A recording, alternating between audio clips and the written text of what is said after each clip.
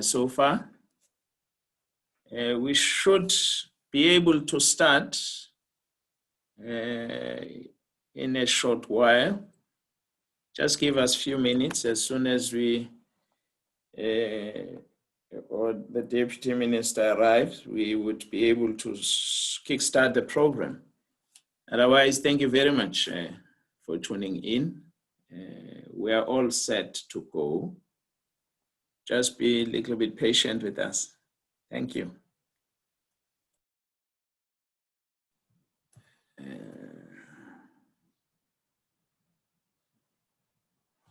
Ladies and gentlemen, I've just got an indication from Deputy Minister's office that he's trying to log in, is having a connection problem, but they are attending to it, and he has given us go ahead to kickstart the program, and he will join us as soon as he's able to proceed.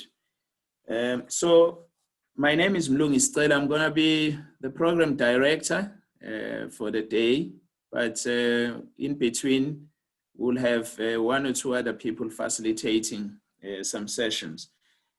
It is our humble pleasure to welcome all of you this morning to the 2020 Policy Forum, which is intended to reflect on the state of innovation in South Africa. A special welcome to the chairperson of the National Advisory Council on Innovation, Dr. Shadrack Moipudi, the Deputy Minister, Buti Manamela, in absentia, Director General Phil Mjwaha, members of the NACI Council, the Chief Executive Officer of the HSRC, who are partnering us this morning, and all esteemed presenters and all of you participants. You are my distinguished guests and VVIPs. The program, as I said, is intended to help us interrogate, take stock of where we are and where we are going in respect of our system. We will start with a welcome by the chairperson of NACI, who will be followed by the Deputy Minister if the technical glitches would have been sorted. And thereafter, the main feature of today's event, which is the launch of the 2020 Science, Technology and Innovation Indicators Report, will be presented by Desigan Naidu, who's also who's a member of the NACI Council, as well as the CEO of the Water Research Commission. And that will be followed by two presentations by Johan Mouton, who will be presenting on the NACI review report of the National Research and Development Strategy and the 10-year innovation plan. And he will be followed by Glenda Cruz, who will be sharing new data sets to support innovation based on the work that the HSRC STI unit in particular has recently or is busy doing.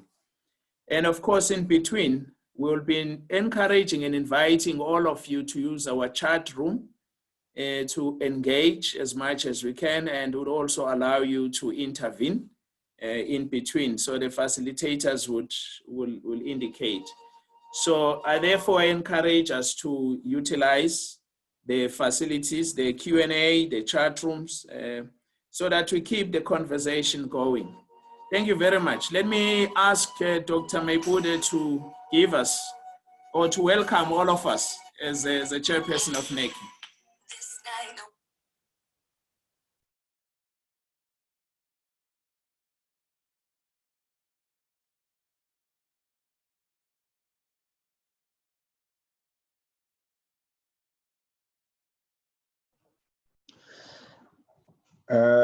Program Director, CEO of the National Advisory Council, Dr. Mlungisi Cele, Deputy Minister, Honorable Uchi Manamela, Director General,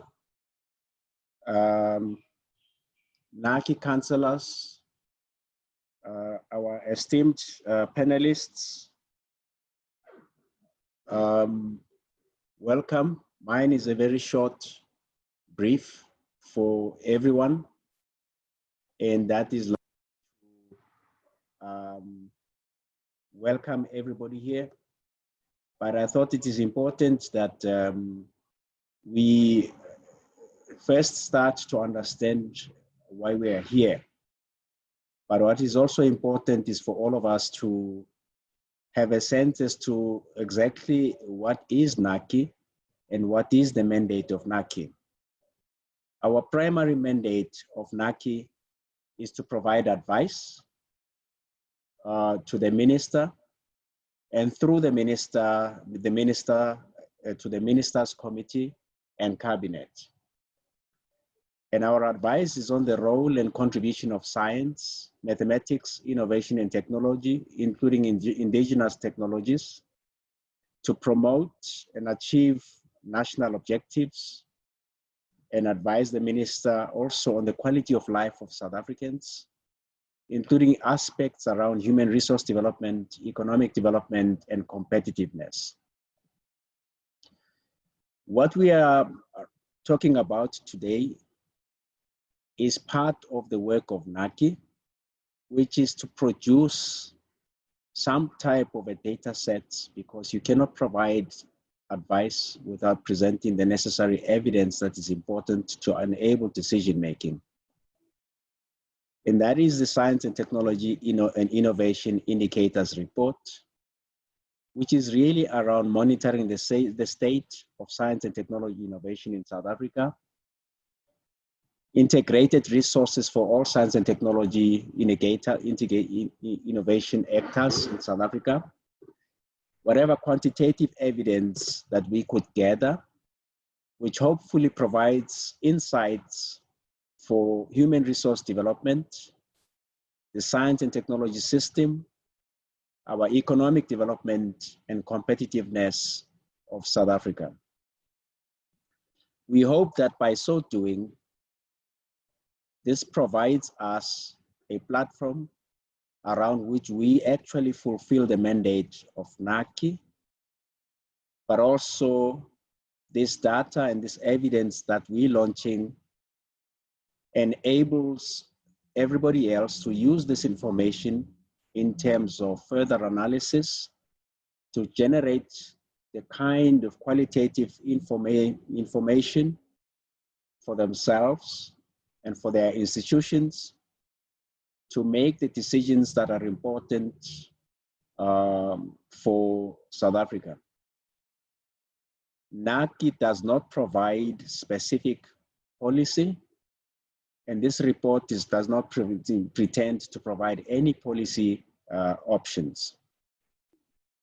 We hope that all stakeholders in the national system of innovation and all the role players will find this report to contain useful data and information, and use it as a resource to understand the emerging trends, the challenges, opportunities, and obtain insights for developing new interventions in the future.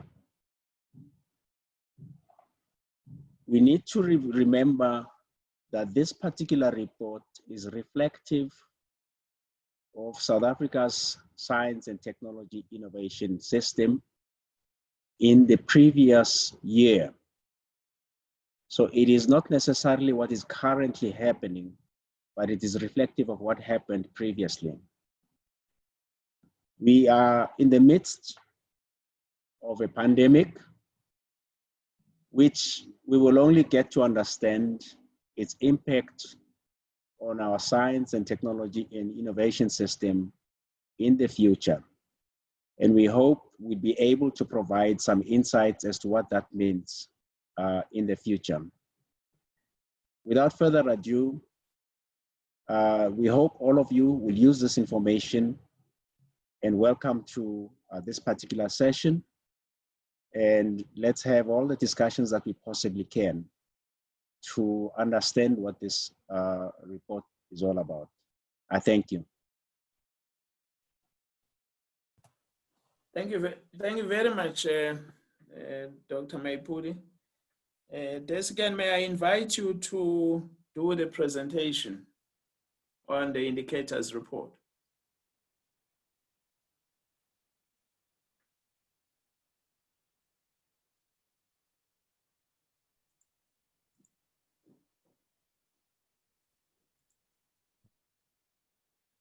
Certainly. Good morning to the leadership of the science, technology, and innovation sector in the country. Minister, you have a large team that is in attendance today.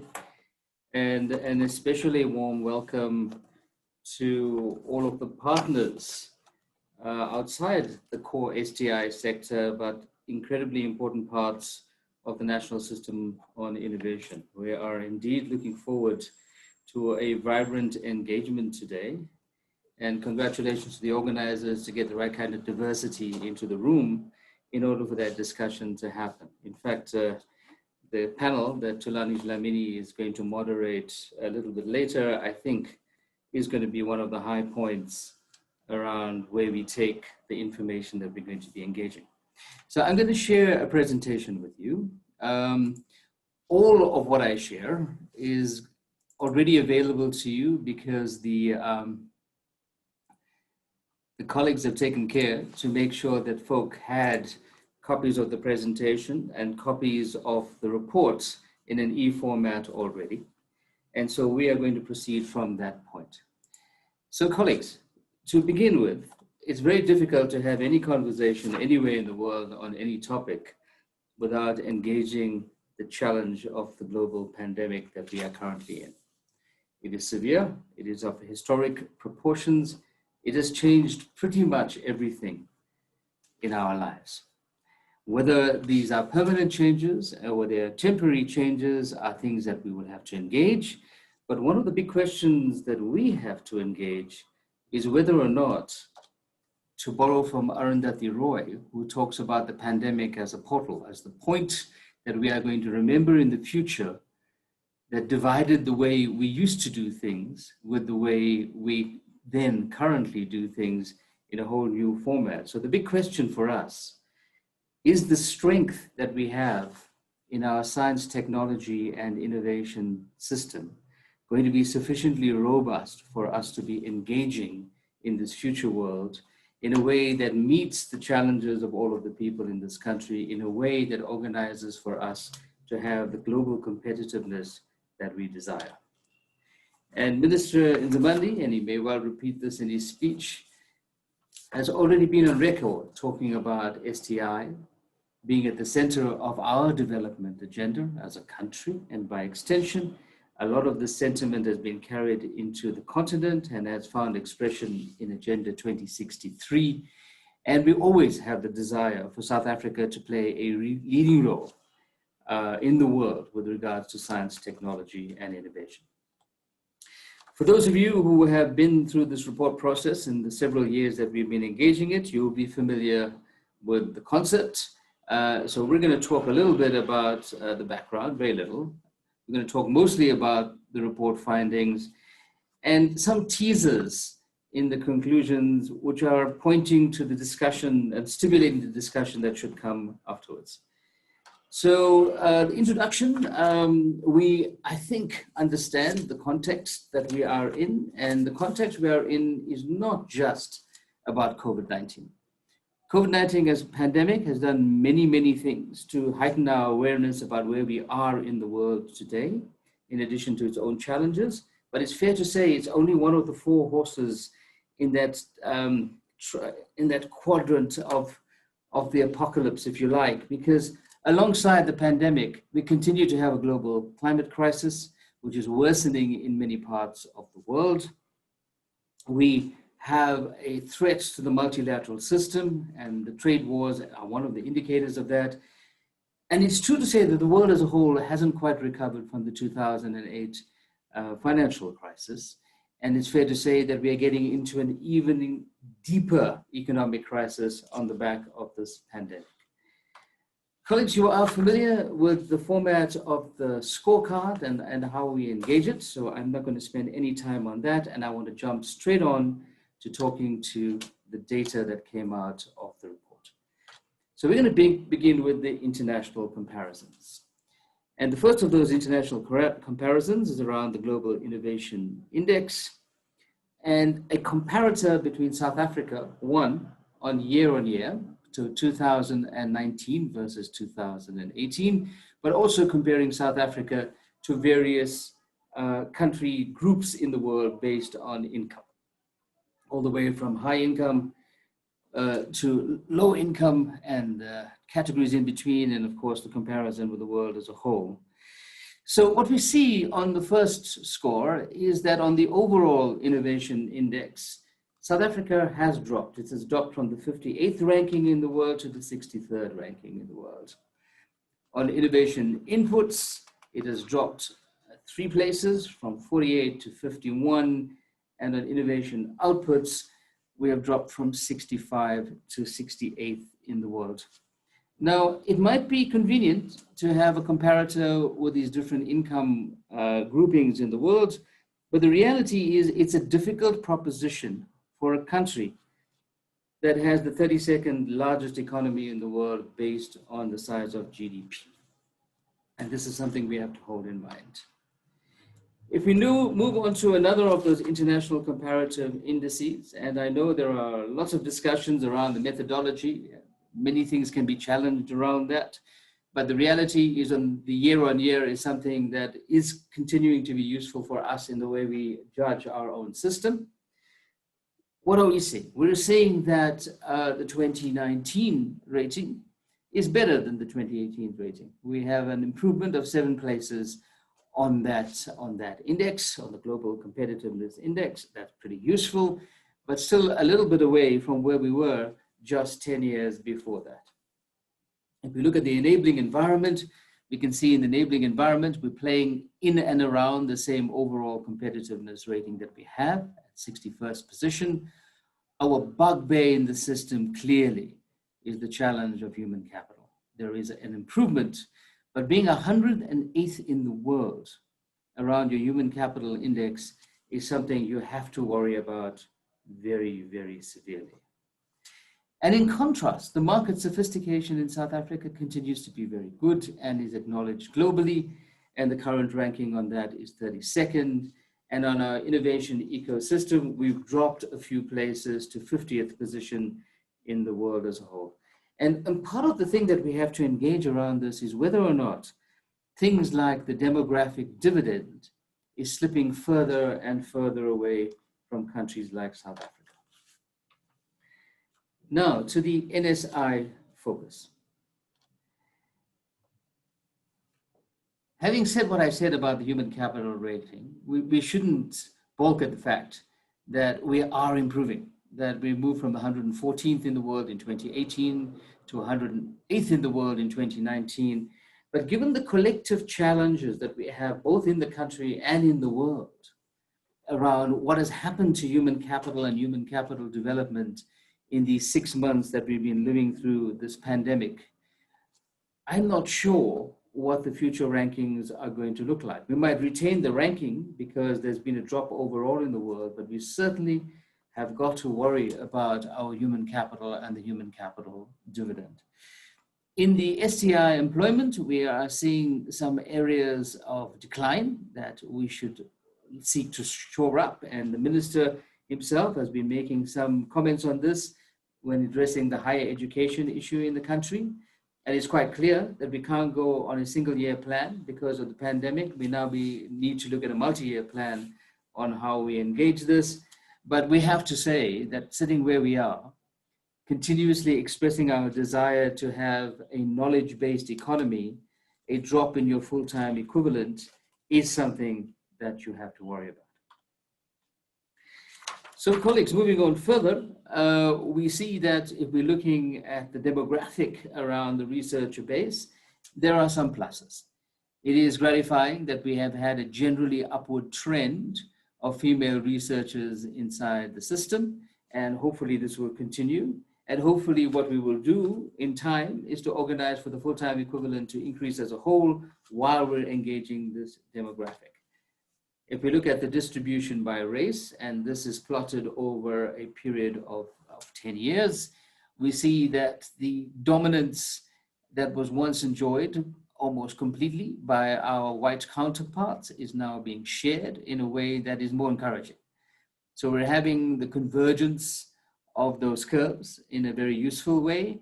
And eventually we want all of them to move with a much bigger denominator. So further things around the STI and human resources is the issues associated with our doctoral research programs. And we are all quite aware that one of the big policy investments that have been made over the past many years is around engaging this target of the PhDs as one of the pull indicators, if you like, for the overall system as a whole. But here we have to say that there is a dominance in the domain of natural sciences and agriculture. There's a need for a push in the domains of engineering, and the humanities and social sciences, I guess, proportionally are in the right ballpark. And I think it will be very interesting when the panel engages what these numbers mean for the shape of the current economy in South Africa, and perhaps more importantly, the shape of the future economy in South Africa. On the issue of the pre-tertiary level, apart from the challenges that we clearly are having in this year, and possibly in the next 2 or 3 years as well, the record to date is one that should provide us with encouragement. We're getting more and more people into schools and more people graduating from schools, but not quite with the numbers that we would like to have. And if one looks at the youth employment numbers, and this comes from various sources, including the official sources, the rate of unemployment in the youth category continues to be a challenge, but there's a specific slide we'll talk to about this later. If you're looking at the distribution of engineering graduates by gender and level, we are seeing that over a 3-year period, the kinds of shifts that we were looking for maybe are not being realized with any kind of rapidity. Now, I mean, there are some gratifying notes that we should pick up. So for example, in the doctorate domain over that 3-year period, we have seen an increased proportionality of female doctoral graduates. But in several of the other levels, while there are marginal increases, they're not the kinds of increases you want to see overall. So this is a challenge area. So on this, it's a pat on the back for us being able to get to be a little bit better than we were before. But I think it's fair to say that we're not quite in the same target range as what we're trying to push towards. And again, if you look at the racial statistics around this, and what we see here, excuse me, is the distribution and percentage of engineering graduates, also in those 4 categories of BTech, the first degree, the higher diploma, the master's programs, and the doctoral programs. And what we're seeing is that there is a change in the demographic and over time, but not with the consistency that you would like to see, and not with the trajectory that you would like to see. And of course, eventually the overall number that you want to have is the one that is at the bottom of this, and that's the denominator of the total number of graduates we're talking in all of these schemes as we move forward. Then we move to the area of investment, and this is rather a difficult area. I mean, we are well aware of the fact that there is a target of 1.5% of GDP that has been registered by the South African government as its target point around investment in research and development. The reality is that we're not getting towards that target anywhere soon.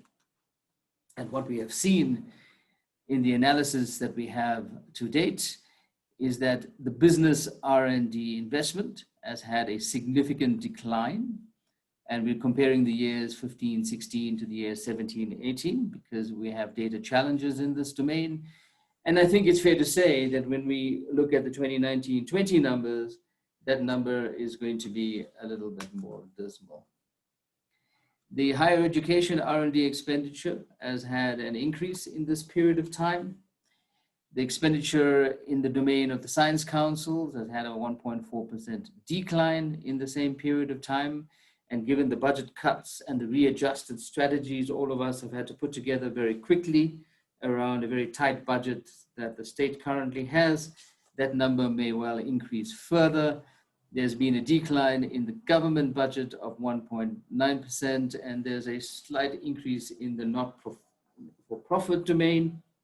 And I wouldn't discount this because there are certain not-for-profits and foundations that are now becoming very, very significant players in the R&D funding domain. Although they're very specific areas, they've come to the fore quite strongly in this epidemic, but they have been playing in this space for a little while, and it's an area maybe we should have some more commentary on. So colleagues, the general story that we have, and using the 17-18 number of 0.83% of GDP, it is fair to say this is pretty far away from that 1.5%.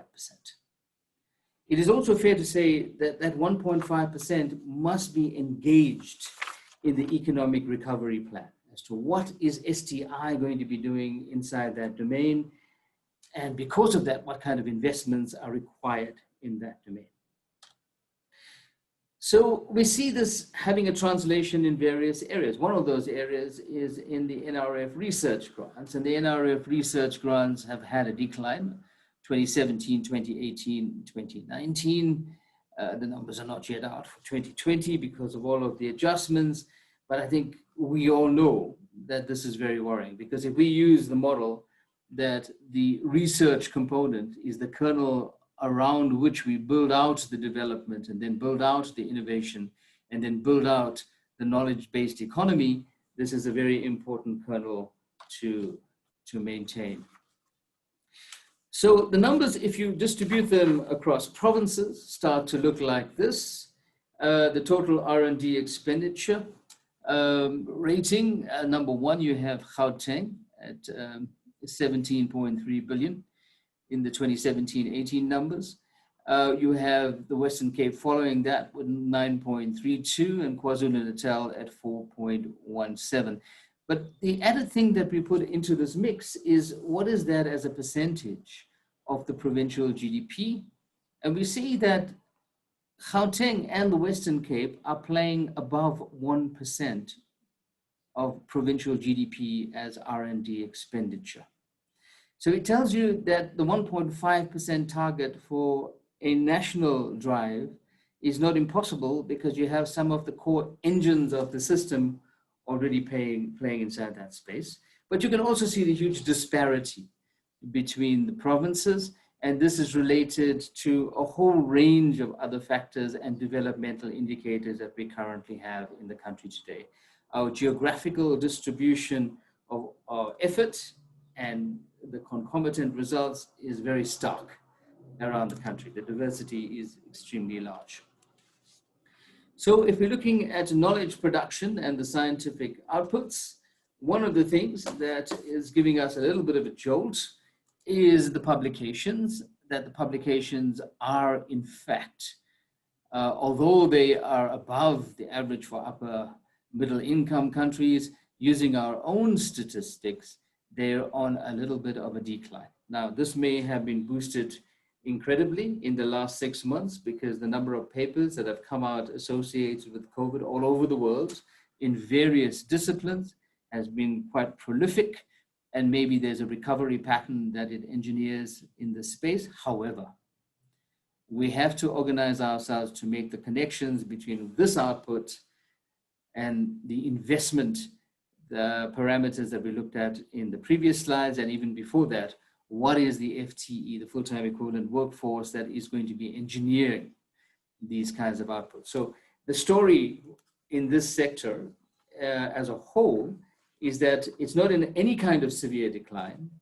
it definitely is in the domain of a wobble, and we need to make some very important decisions about what the next 5 years are going to look like around, one, the human capital domain, two, the investments in that domain, and three, how we accelerate these outputs and what kind of outputs do we need to see. So moving on into how we exploit that knowledge and whether or not our utilization rates are as good as they should be, we then looked at the technology outputs. And if we look at the technology outputs, and yes, there is a vibrant discussion around patterns being the right proxy indicator for this, but it's a reasonable indicator. And our story is not the most exciting one. I mean, the reality is that if we look at the US PTO and the South African patents or the South African connected patents that are registered in the US PTO, and this is the 2017 year that we're looking at, it was 182, and that's 0.05% of the total. So that 30th ranking, while it corresponds with our GDP ranking in the world somewhat, doesn't tell the story that there are 20 or so players in the world that completely dominate this space. And when we were designing the science, technology, research, and innovation environment back in the late 1990s, it was a strong desire and was expressed repeatedly to actually play in that kind of space.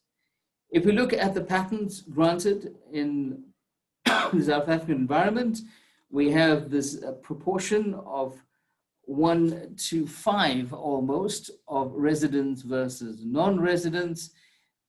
One story around that is that we need to have many more South Africans playing in this space around engaging the patents, and there certainly has been a huge drive on the back of the IPR bill to enable this in some measure.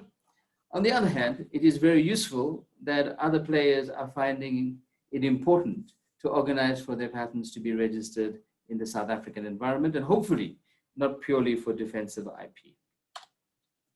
We then look at the partnerships, and the partnerships that really matter, the partnerships between academia and industry and government. And this is a very, very important space to look at.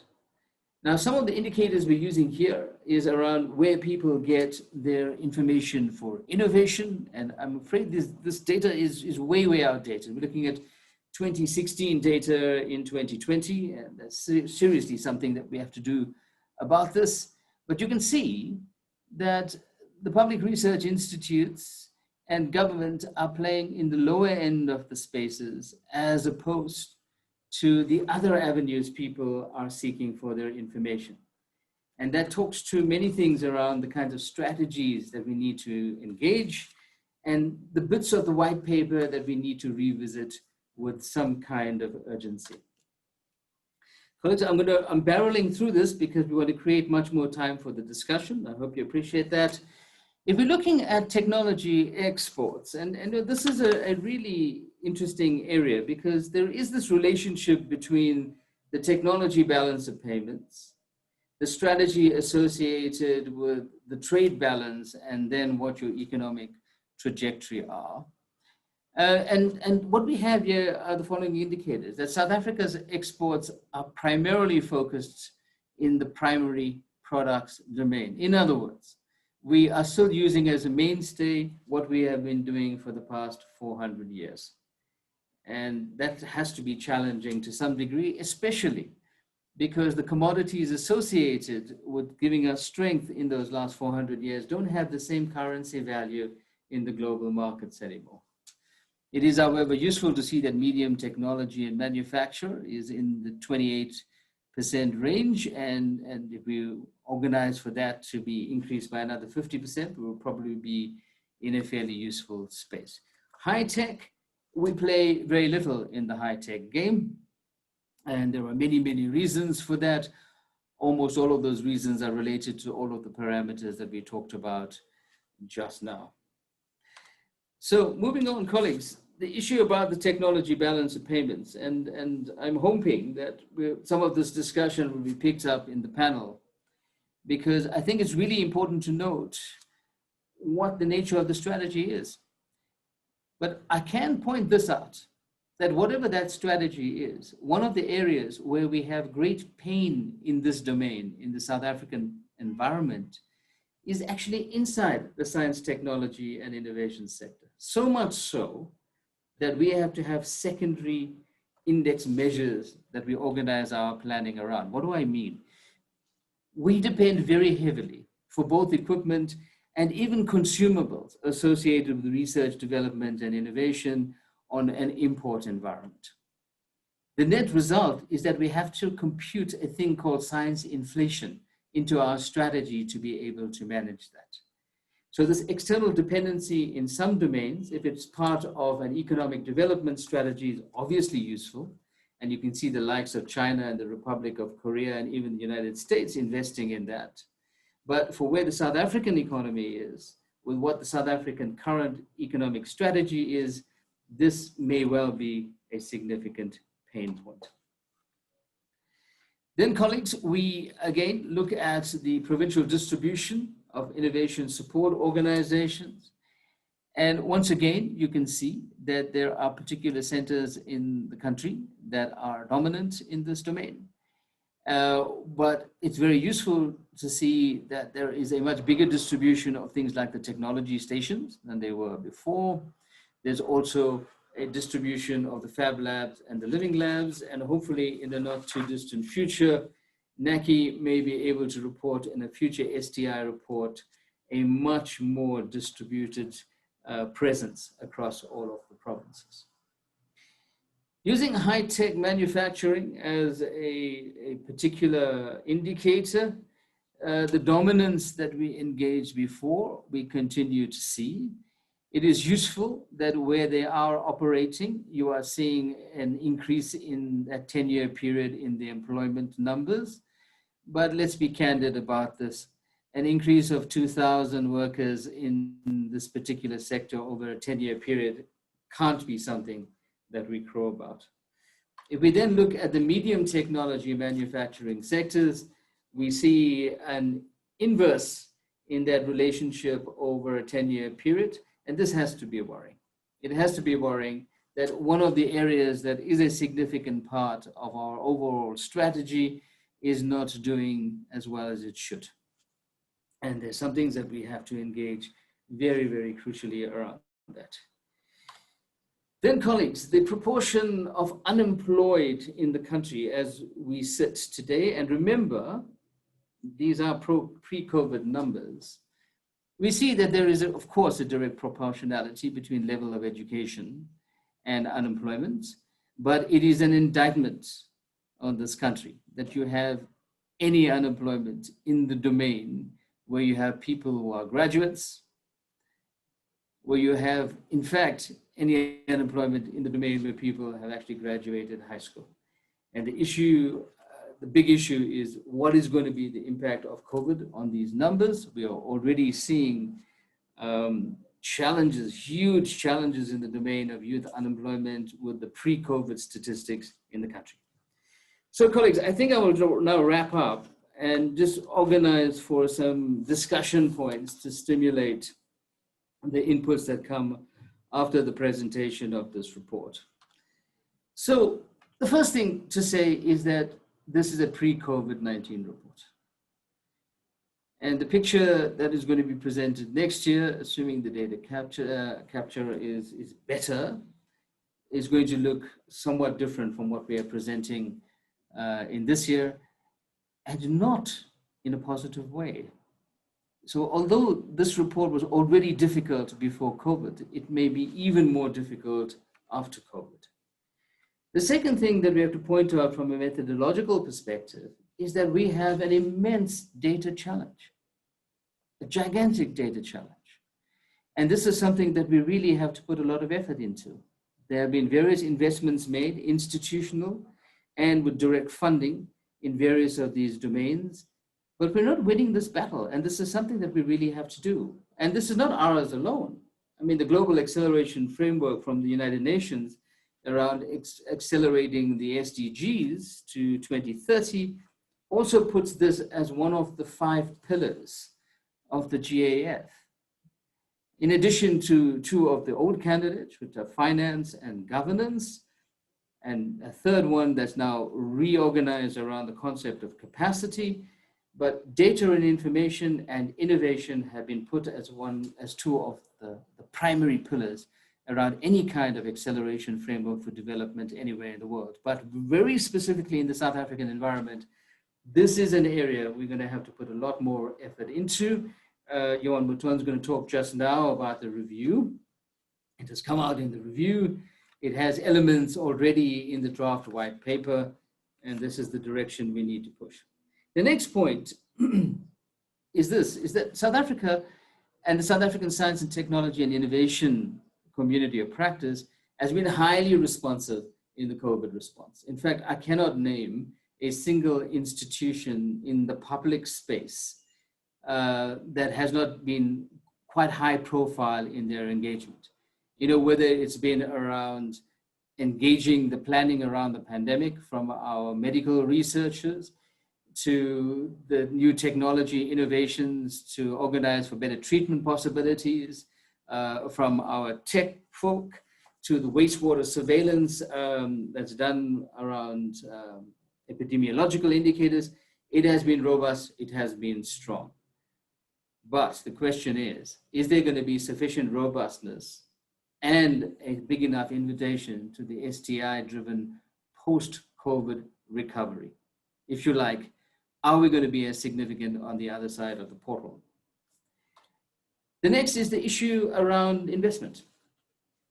And the issues around investment are dire, especially if we consider some of the lessons from the 2008 crisis. Because the response to the 2008 crisis around R&D investment had countries fall into three distinctive categories. Category one, by far the majority, those countries that cut down their R&D expenditure in favor of surviving with the other parts of the economy, not dissimilar to some gestures that are being made locally right now.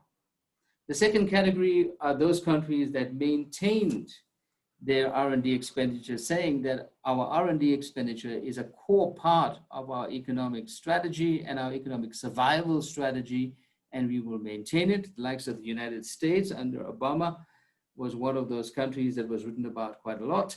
And then there were a bunch of countries that said, well, it's time to continue our increased investment. And China is an example of that. And colleagues, the last 12 years has demonstrated what the impact of those decisions have been. We are at another pause point in the system. What are the decisions we're going to make today, and which of those three categories are we going to be inside? Then this issue around the technology balance of payments, trade balance, economic growth relationship, I think this is a vital discussion. And I'm looking forward to the inputs that are going to come out of the panel, because we have some folk on the panel that are really well equipped to engage this, not just from a technology perspective or an education perspective, because we have those, but we also have people who are going to provide a business perspective and, very importantly, a social development perspective. So colleagues, the last point that I want to put out there is that we have to put in an extraordinary serious effort in order to secure the demographic dividend. The numbers associated with the folk that are being absorbed into the STI, both as students as well as knowledge workers, is nowhere near the numbers that we need. We are now looking at a point in the world, as it is in this country, where we have never had so many highly skilled people unemployed. It's a travesty. And the youth dividend is definitely at risk. So colleagues, a couple of discussion points. And the last thing I want to say is that I want to thank the incredible team in the Secretariat that have organized all of the work around the production of this report. And Mlungisi, if you'd allow me, a special shout out to Petrus Lataba, who is no longer with the NACI Secretariat. He has now gone into academia for the incredible work that he has done. The service providers that we have used were at the top of their game. We had a very, very useful input from a series of people on the reference group and special advisors, including Paddy Lakoshla and Dave Kaplan. Your inputs were incredibly useful. And then the broader group of people that are now going to take this report and make sure that the effort that's been put into it is earned in the form of genuine economic growth inside our system. Thank you very much indeed. Mlungisi, back to you.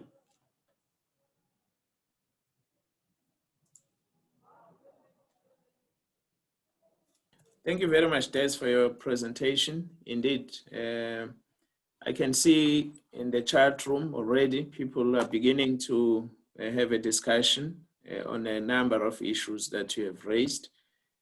And I'm now opening a chance for colleagues who would like to intervene. Please raise your hand so that we can have a discussion. The presentation, as you would have noticed, covered a range of issues, and it reminded us of the impact, the calamitous impact of COVID, which has really led to the economic crisis that we are facing. As we know, our economy is projected to contract by almost 8%, but also it has deepened the social reproduction crisis, as well as our fight against climate change.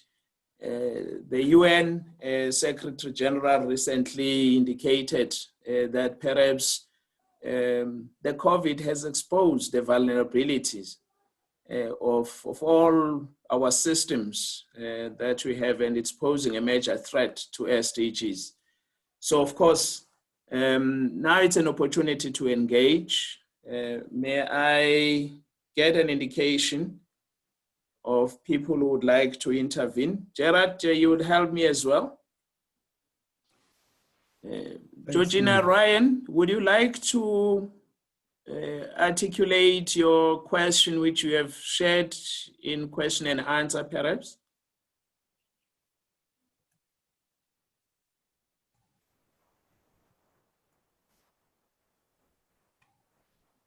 Lungisi, there are also 3 hands, Goodman, Kaba, Razigan Maharaj, and Benjamin Anderson. So good. Let's take them in that order. Okay. Benjamin.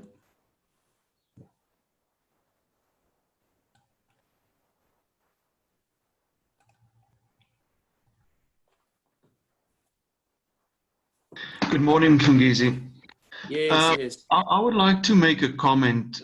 It's interesting for me to see that if we look at the NRA, the grants decreased for research, whilst the graduates number increased, whilst the scientific outputs in terms of publications decreased. And I wonder if we have a view on that. I don't know if it's fair, Des, to ask your comment on that. So there's less money, there's more output on numbers, but there's less research output.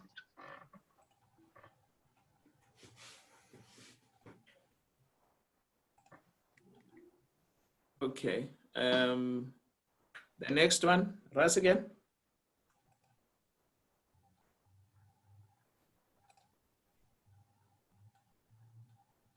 Good morning, colleagues, and thanks very much for an interesting start to the policy forum.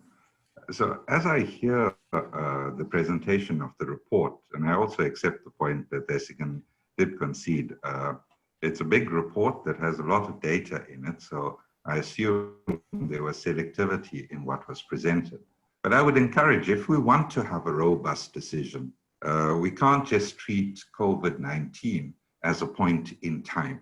And it's a point he made, maybe quoting more literary authors than those that we use in more technical work. But I want to ask the question more directly, rather than looking at indices of human capital. Have we been able to reconcile the capabilities that are generated out of our science and technology capacities?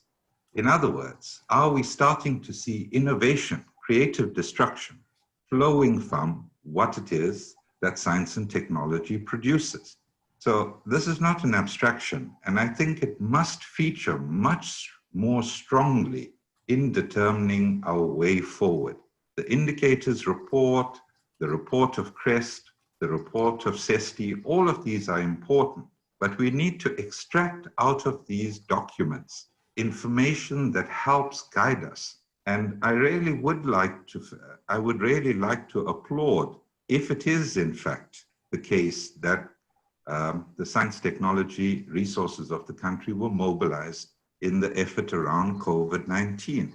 As we currently experience, the range of imported materials, which may not be listed as science and technology, and that has resulted in the endemic corruption enwrapping us all, points to a very low productive capability back at home.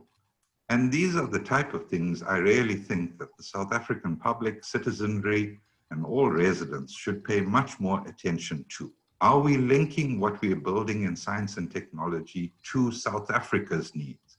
Our comparison with other countries, etc., I think should flow as a consequence thereof, not just starting with how well we fare in the books of ratings agencies, but rather how much does our system meet the demands of South Africa, Africa, and the Global South's peoples. Thank you very much.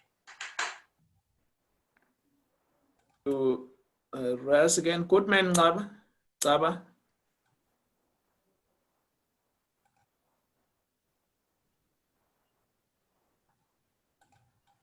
Goodman, your hand is still up. Yes, can you hear me? Yes, sir.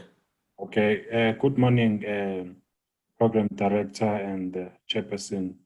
Thank you very much to the presenter for the detailed presentation that you have provided. My challenge in the presentation, Program Director, is it's not really identifying where the disconnect is. We are producing hundreds of thousands of graduates, but innovation seems to be stagnant. Now, what does that mean to the institutions that are ought to train our graduates? Are we really producing a caliber of graduate that is able to drive the needs of the country, or we are simply chasing numbers? So in my view, I think in the recommendation, we should be having something that really focuses on what needs to be done to address this disconnect. First, we need to identify what is the cause of this disconnect, and then recommend what needs to be done, and then put the time frames. Lastly, I tend to also agree with the last comment that we seem to be importing and producing what we don't consume. As a country, we need to focus on producing what we consume first, and then the surplus of the capacities that we have, then we can leverage on the things that we can export in order to get the foreign currency. Thank you very much, Chairperson. Gerard, do you have other comments? You see, that's all the comments from the floor, the stage. Okay. Des, would you like to respond? But also I would like to extend invite to other colleagues as well who may want to contribute to the conversation, because the issues that are raised, I think there are other people in the audience who could address. Just hold on, Des. Pradesh, I see your hand is up.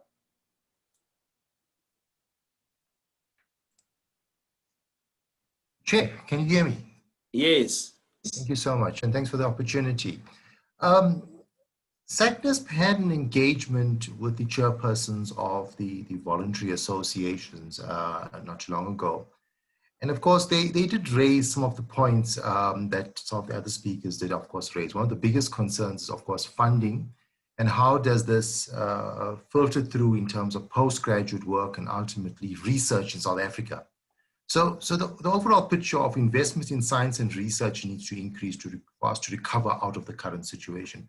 But another important point that came up is with the current economic situation where companies are taking strain, what about the work integrated learning aspect, where students also get into industry, learn from their colleagues in industry, serve terms within industry, that we need to also monitor that those opportunities are not being closed, that those opportunities are still there, and if need be, engage with those stakeholders to allow our students who are already under stress, who are already straining to get into laboratories, that at least they can, via some other mechanism, gain the correct experience they need.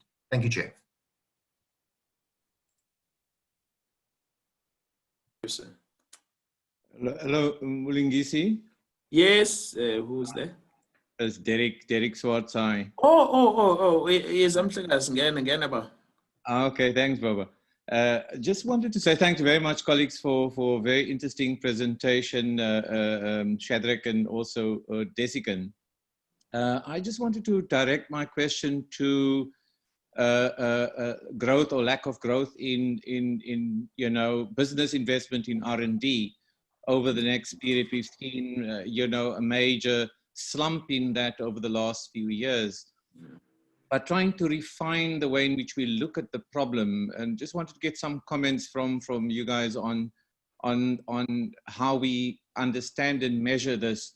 I'm particularly thinking about the rates of innovation or the levels and the types of innovation underway within enterprises, business firms over the last period since 2007 and 8 to now, as they're constantly restructuring with technological innovation, driven by all sorts of other profitability concerns and so on, and trying to develop proxies to measure the nature of investment in innovation as a component of R&D, how is that behaving? How are firms spending money on technological innovation? For example, the banking sector that I've been looking at for the last few years a lot with a number of colleagues to look at its implications for work. We're seeing massive shedding of labor and so on. So it's innovation, and it's turning companies around for various reasons, but it's not necessarily growing the productive base of the economy in some instances, and certainly not absorbing more labor. So could we have a way of measuring the nature of capital spend by firms on technological innovation that may or may not lead to a growth in the productive base of the economy, GDP, and also a job absorption, labor absorption itself, as a part of business spent on R&D going forward? Because I think it's really important that we need to put the microscope on business behavior, on how firms are generating capital formation, and whether that can help our country to grow itself out of the mess that it is right now. So that's my only comment. Thanks. And it's a sort of a question also for discussion. Yeah. Thanks, Mulingisi. No, thanks. Des? Mulingisi, should I go? Yes, please go ahead. Okay, well, the first thing to say is that a fair amount of what has been raised, I think, is going to be explored in some detail in the panel. So I'm not going to take too much away from that. The second is that, as you rightly said, there's a lot of expertise among the NACI counselors, and some of them are going to be really well placed to offer some of these responses. And beginning with Benny's, I don't know if Malapo is indeed on the call. If he is, I think he would be well placed to talk about this ratio between less investment, fewer research outputs, and more graduates, although there is a lag factor involved in that, but I'll leave that alone. I just want to address Razigan's comment, and maybe together with Goodwin's. The issue about the utilization of South Africa's capacity continues to be a bugbear of this science and technology sector. We have far too many examples of where the South African product or the South African innovation or the South African know-how is second guessed by an import. And because of that, it creates a negative feedback loop inside the system. From my own backyard, I would offer the examples of non-sewage sanitation, new toilet systems, and new desal, where we have better technological solutions developed in South African laboratories, de-risked with demonstrators, but still not used inside the South African system, because the South African buyers, who are primarily public sector, I should point out, this is national government and local authorities, preferentially use international service providers because they bring other parts of the package with that. And that is something that we really, really need to look at. The second thing around that is that those very players that have organized to get preferential treatment in the South African environment do so on the back of a fairly sophisticated economic diplomacy policy that is run out by those governments. And there are certain features of that that have been proven over the years. One of those is organizing to have a donor character.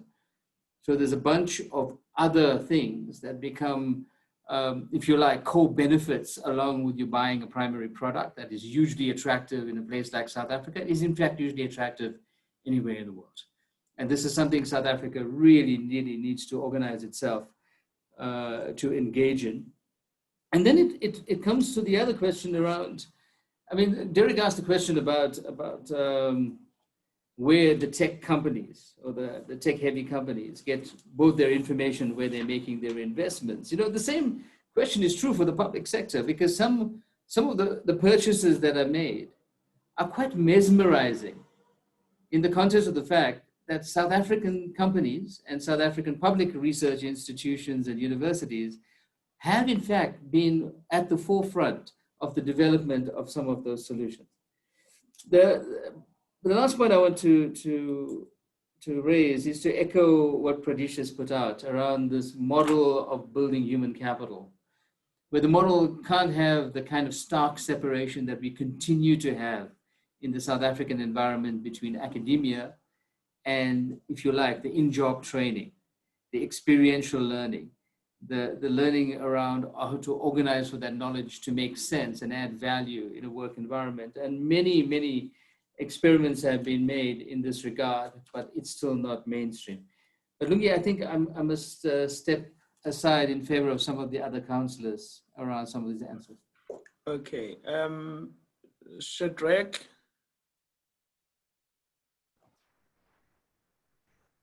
Yeah, perhaps if I were to make a very brief comment on the disjuncture between the reduction in the funding by the NRF, and yet there's been an increase in the publications and so on. You need to keep in mind, as Desigan indicated, that there is usually a lag between the amount of funding you're getting in any one particular year and the publications that you're releasing in that year, because the publications really, for the most part, especially in the science system, reflect the work that was done in the prior year or in prior years. They're an output of a lot of the work that was done in prior years. So there is a lag between that and the amount of funding that you've received. So for the investments you've made in prior years actually result in the publications in the future. So we need to keep that in mind. On the point that Derek has raised, which I think is a very important point, it may be useful for us to also reflect on the change in our economic system between, say, 2007 and 2020. One of the key things that you will notice is that between 2007 and 2020, there has been a significant foreign direct investment into South Africa in the context of multinationals buying up South African companies. Very often when a multinational company comes into a country such as South Africa and they buy up a South African outfit, one of the first things that they do in their restructuring of that outfit is they move the research to their home base. So you have, if I were to give a very simple example, you had Pana Seed, which was bought by Dow Chemicals. Essentially, most of the R&D has been moved to the US. You've got the same thing with SAB that has been bought by AB InBev. Most of the research that was core to SAB is no longer done in South Africa. It's actually done, in the home country, home base. So that has a big shift in terms of examining investment decisions around R&D as a result of other economic investments arising from the growth of multinationals coming into your country. The last point I wanted to make was the fact that, and perhaps the panelists will also talk to it, is the fact that our public procurement system has not been conducive towards the acquisition and application and deployment of technologies coming out of our public research institutions. And that actually has been at the detriment of South Africa's economic development. Thank you, Chair. No, thanks. May I invite Dr. Turan Dlamini to also reflect on the 4 questions that were posed. I'm not ambushing you, Baba, but I think you could contribute. No, thank you very much, Mlungisi. I think these are really very relevant questions that we need to engage with. And perhaps I want to talk about the comment that was made by Pradesh on the skills development aspects. And my input is that I think some of these things are really within our grasp. And sometimes we engage on these matters as if they are outside of our reach. I'll give an example. In the CSIR, we started engaging with the Youth Employment Service. And we were quite surprised that, in fact, we were the first public institution to do this, that there's never been an engagement with the Youth Employment Service in terms of creating opportunities for youth employment within our organization. We have now just under 100 young people that are participating in the Youth Employment Service within the CSIR. So I think we need to be proactive also in terms of, I think in the limited ways that we can, I think addressing, some of the challenges that are being articulated here today. Otherwise, I think we'll find ourselves in a situation where we talk about these things, for a very long time and not really see any movement. So I think the opportunities perhaps are there for us to really be proactive and start to address, some of the issues. I agree also with the comments by Derek in terms of the completeness of the survey with regards to business innovation. And perhaps I would like that we maybe have a much more detailed engagement on this later in the panel discussion when we talk about the post-COVID recovery, and particularly, the role of business and how we can perhaps do more in terms of collaboration between business, government, academia, as well as science councils. Thank you very much, Chairman. No, thank you. DG, can I ask you to respond to or to contribute to Rasigan's question, because that question is both about what we have done and it's also about what we are planning to do.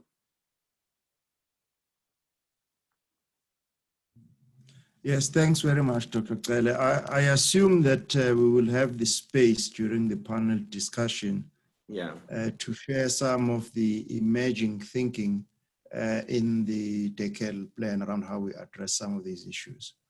But I do want to make perhaps 2 quick comments.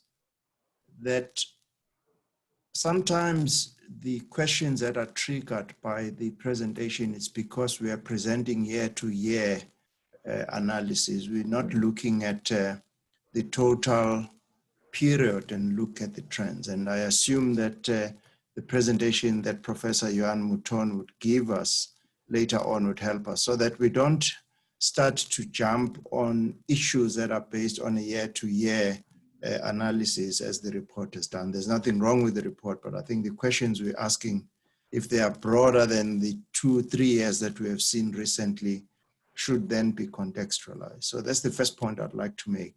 And then the second point that I'd like to make is that as the NSI, we need to understand that there are supply side and the demand side. And when you listen to some of the issues that are being asked, including the point that Rasikan made, they're on the demand side of the NSI at a policy level.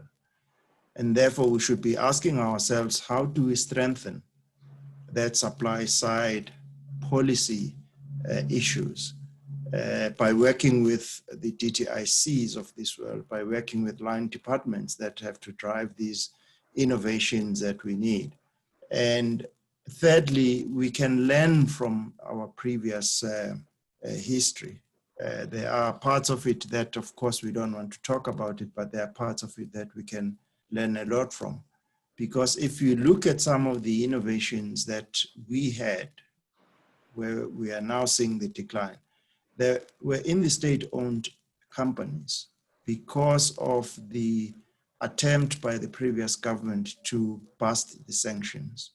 Yes, the reasons for that are probably all reasons we don't want to probably associate with, but there is a lesson of how you can then have the state-owned enterprises playing a very, very important role in interfacing with the economic sectors. And I think in the analysis that we have done in the department, we have seen a huge decline from the state-owned enterprises as a bridge between what we're doing in the supply side of the NSI and the demand side, in other words, the private sector related, because in that era, there was a very, very strong connection between the private sector and some of the state-owned enterprises, including the science councils, which have completely disappeared. So even as we try and answer these questions, we do need to think systemically, and we need to also start to think about what are the underlying reasons for the decline before we start to consider any set of interventions. Thanks very much.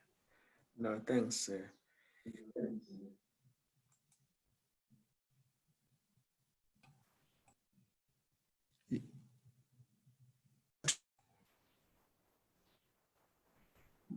Lungisi, you're muted. Dr. Taylor, you have to unmute so we can hear you.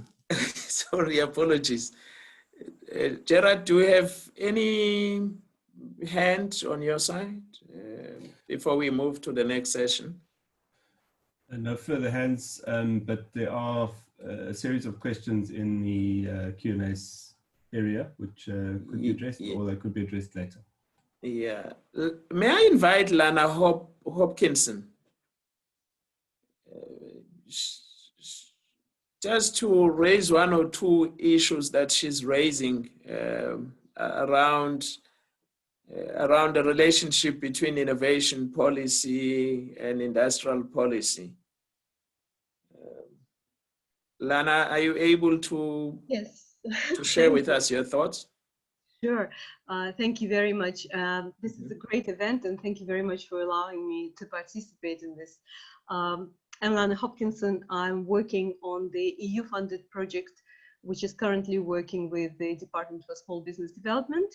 And we are working, helping the department on strategic planning for small businesses. And I also, in the past, evaluated the Innovation for Poverty Alleviation program, which was funded by the EU with the DST. So yes, there are a few issues that are quite important, I think, and this is something maybe that we can, through our project ecosystem development for small enterprise, can facilitate. One of the issues that comes very strongly in the SME ecosystem, and there is an overlapping issue with the innovation ecosystem, is huge fragmentation, really, between the departments, between government levels, at the national, provincial, and local level. And there are issues which are really relevant for both SMME policy and innovation policy.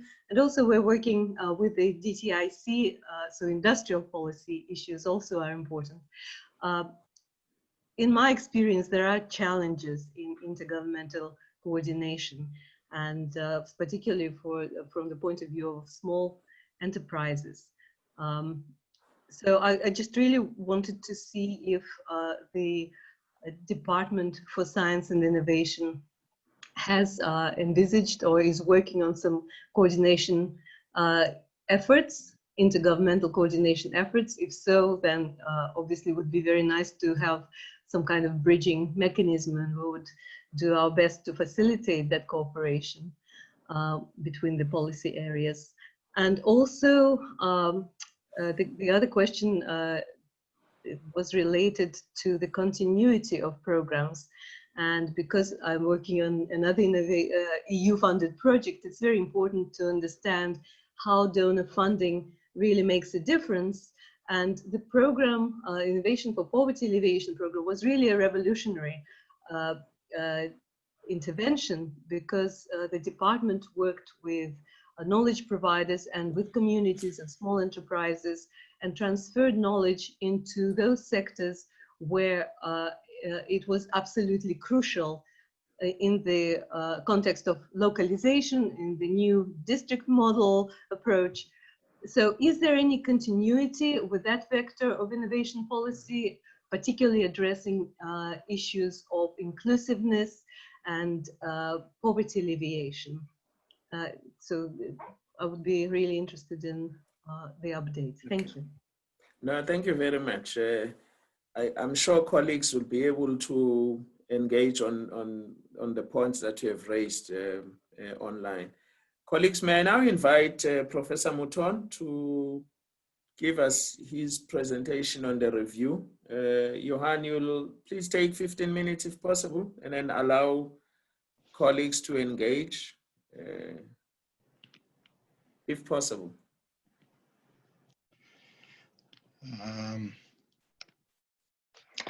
Yes, good.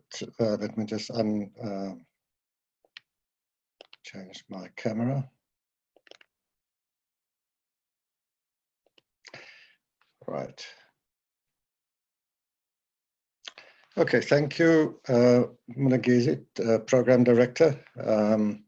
Good morning, ladies and gentlemen, NACI councillors, the Director General, and other dignitaries.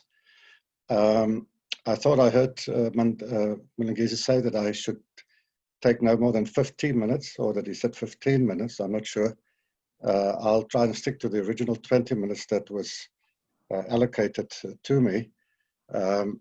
The report that I present is a huge report. I think it's stating the obvious. The first slide just gives you an overview of the scope and scale of what SciSTIP was commissioned to do. The terms of reference required that we review the NRDS of 2002 and the 10-year innovation plan of 2008, and including all subsidiary strategies that were referenced in these two documents. Now, in order to do this job, which was commissioned in January of last year and finished by May this year, we had to put a team together. You can see the main team members, the main authors of the report. And on the right-hand side, you actually see the list of individual strategies that the team members reviewed. And because they were referenced in both the NRDS and the 10-year innovation plan. It is therefore no wonder that our final report, which we submitted to NACI, is around 340 pages. The executive summary alone is about 40 pages. And then the annexure, which contains the individual strategy reviews, came to more than 500 pages. So I'm giving you this information not just to tell you about the scale and scope of the exercise, but also to indicate to you what is a main challenge in this presentation, because to reduce the findings of such a huge study to a short period of time in itself is a challenge. And the second, which is even more of a challenge, is that I decided to just highlight the main findings and recommendations without being able to present the underlying evidence for those findings, because that would take 2-3 hours.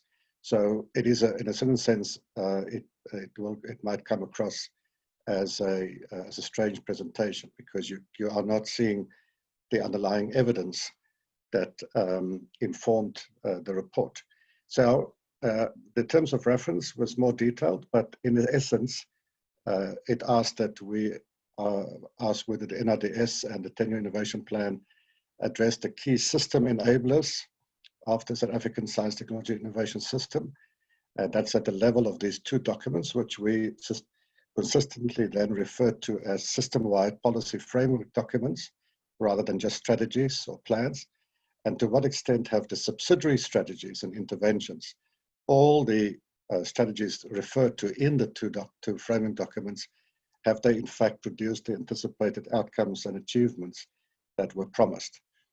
So first of all, just at the level of the NRDS and the 10-year innovation plan, we reviewed these two documents and eventually produced a scorecard that you will see in the final report when it's released.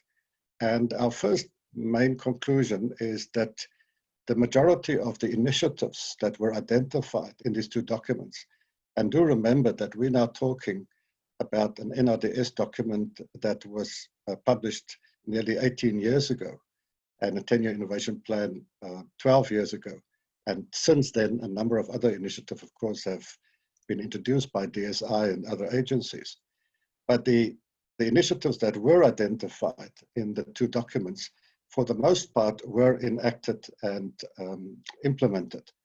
That refers to at least 7 pieces of legislation, if not more, relating to biodiversity, to IP, to patents, to taxation, the Geographic Advantage Act, etc. The new institutions that were flagged in these two documents, the BRICS, the TIA, SANSA, and NIPMO, etc., were established. Some of them with more teething problems than others, but the fact remains that these were undertakings made in the documents which materialized. The references made to new funding instruments like the R&D tax incentive scheme, the Sector Innovation Fund, the Innovation Fund, the rechanneling of THRIP, etc., was implemented.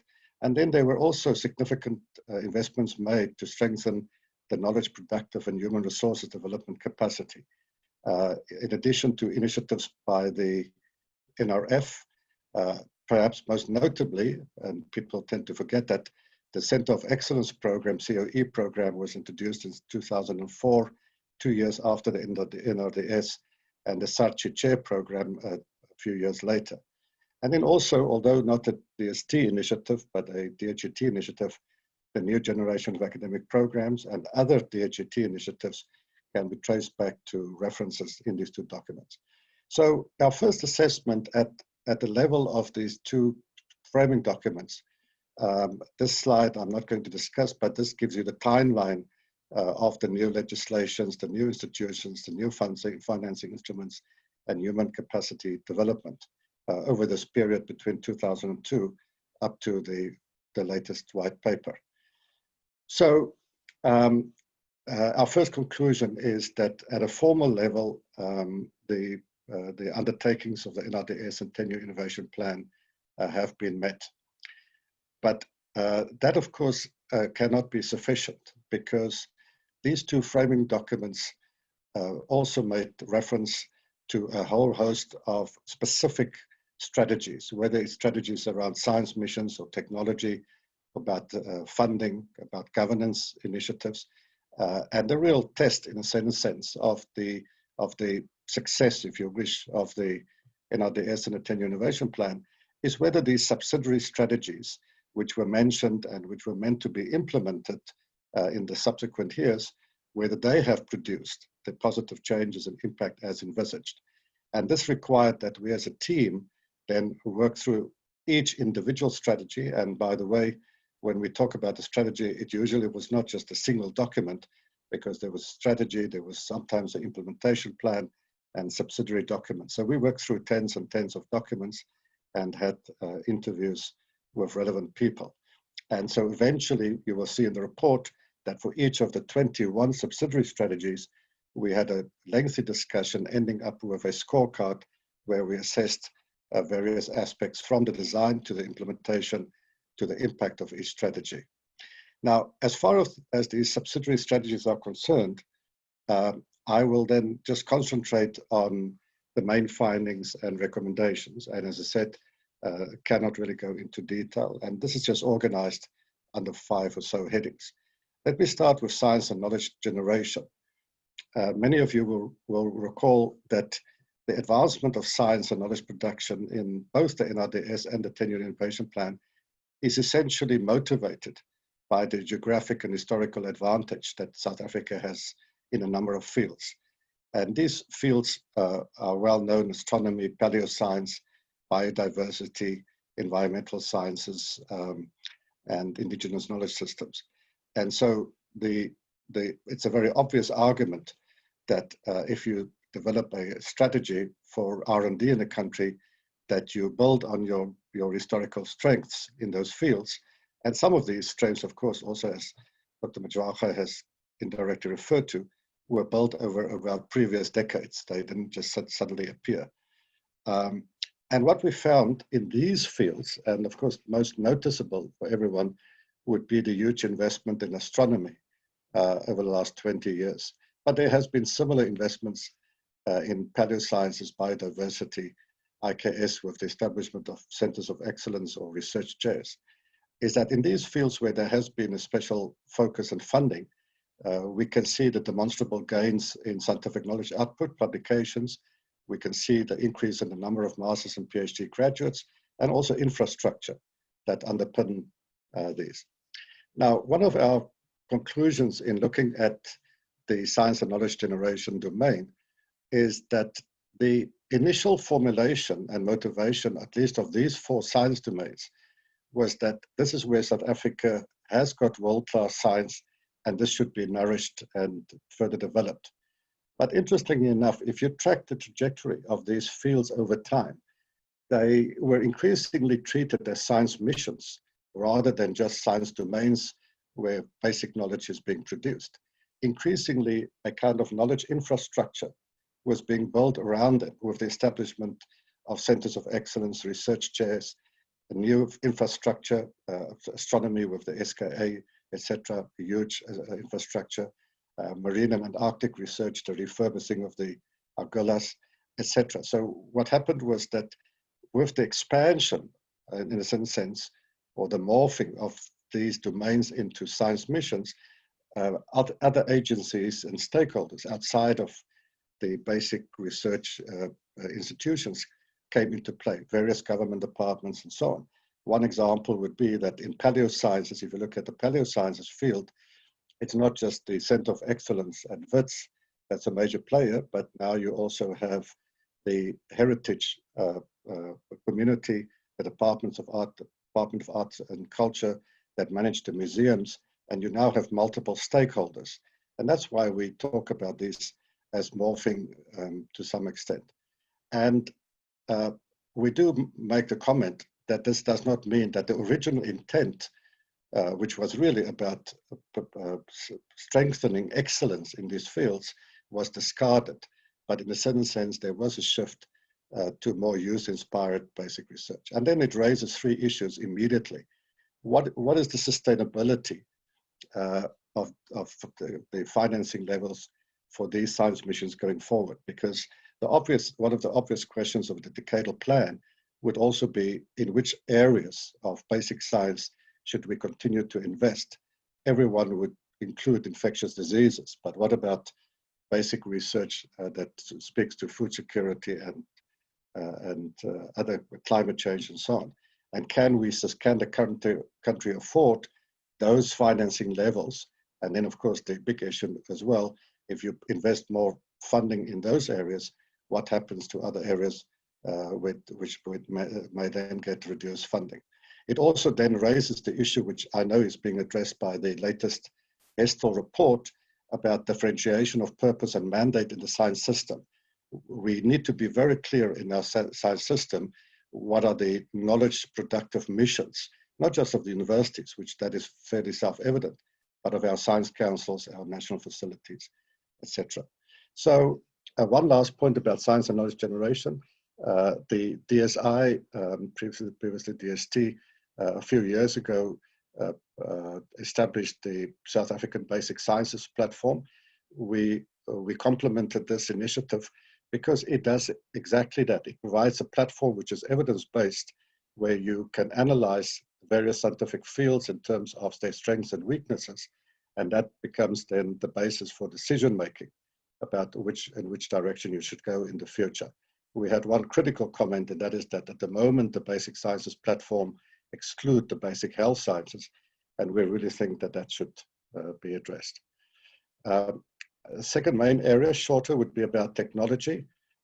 In the original NRDS, there was explicit mention made around 4 strategies: biotechnology, advanced manufacturing, resource-based, and ICT.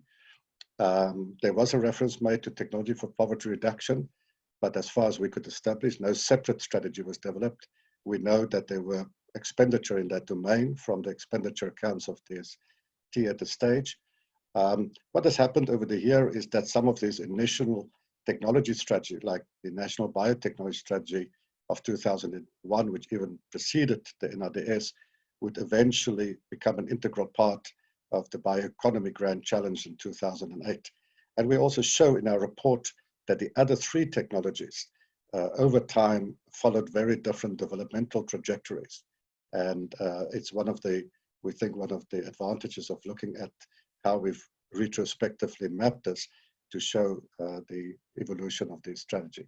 The main finding, of course, which is perhaps not that surprising now looking back, was that at the time when the 10-year innovation plan was published, the focus had already shifted in 2008 from seeing these as separate technology missions to an emphasis on their role as cross-cutting enablers, together with human capital development and knowledge infrastructure.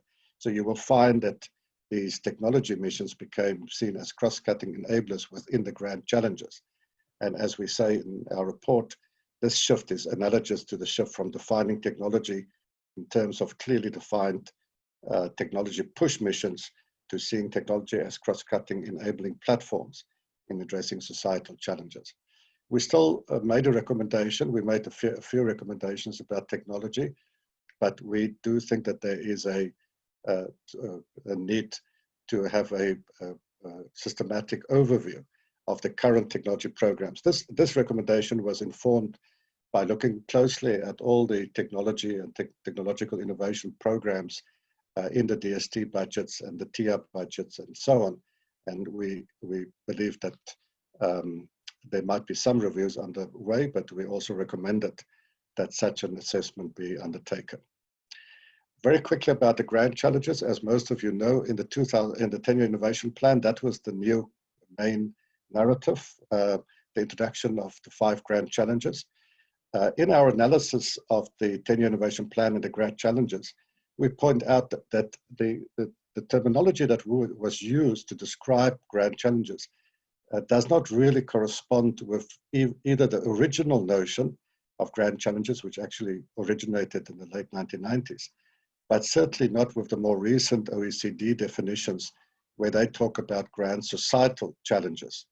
And so we think that this is an important distinction. In Horizon 2020, the grand societal challenges are referred to within the context of healthcare, food security, issues around pollution, high carbon emissions, problems related to refugees, migration, poverty, and so on. And they are not scientific or technological problems, they are human problems. So whereas in traditional S&T missions, strategies were often developed from the perspective of the science base or technological capabilities, the directionality in current STI policies, and we know that's been driven by a number of prominent spokespersons, has its origins in society and our diagnosis of key societal challenges. So essentially, the point that we made in this analysis was that the 5 grand challenges in the 10-year innovation plan actually are not all homogeneous, that the grand challenges around global change and energy security, they correspond best to current notions of societal challenges. The space science and technology grand challenge, we believe it should be better understood as an expanded S&T mission. And we also, realized that the department had changed their approach to this already, that the thinking behind the human and social dynamics grand challenge was flawed from the outset, as it conflated the substantive focus on social issues with the ideal, which is a legitimate ideal, of giving expression to the transversal nature of social, economic, legal, and ethical dimensions in most science and technology interventions. So our recommendation, we have made one big recommendation, was we do believe that in the development of the decadal plan, the DSI should pursue the notion of grand societal challenges, but as defined in current narratives around us. And for that reason, we made some specific recommendations, which I won't go into detail, because I know that other documents, such as the foresight exercise, will inform the final decision on which of the societal challenges will be included.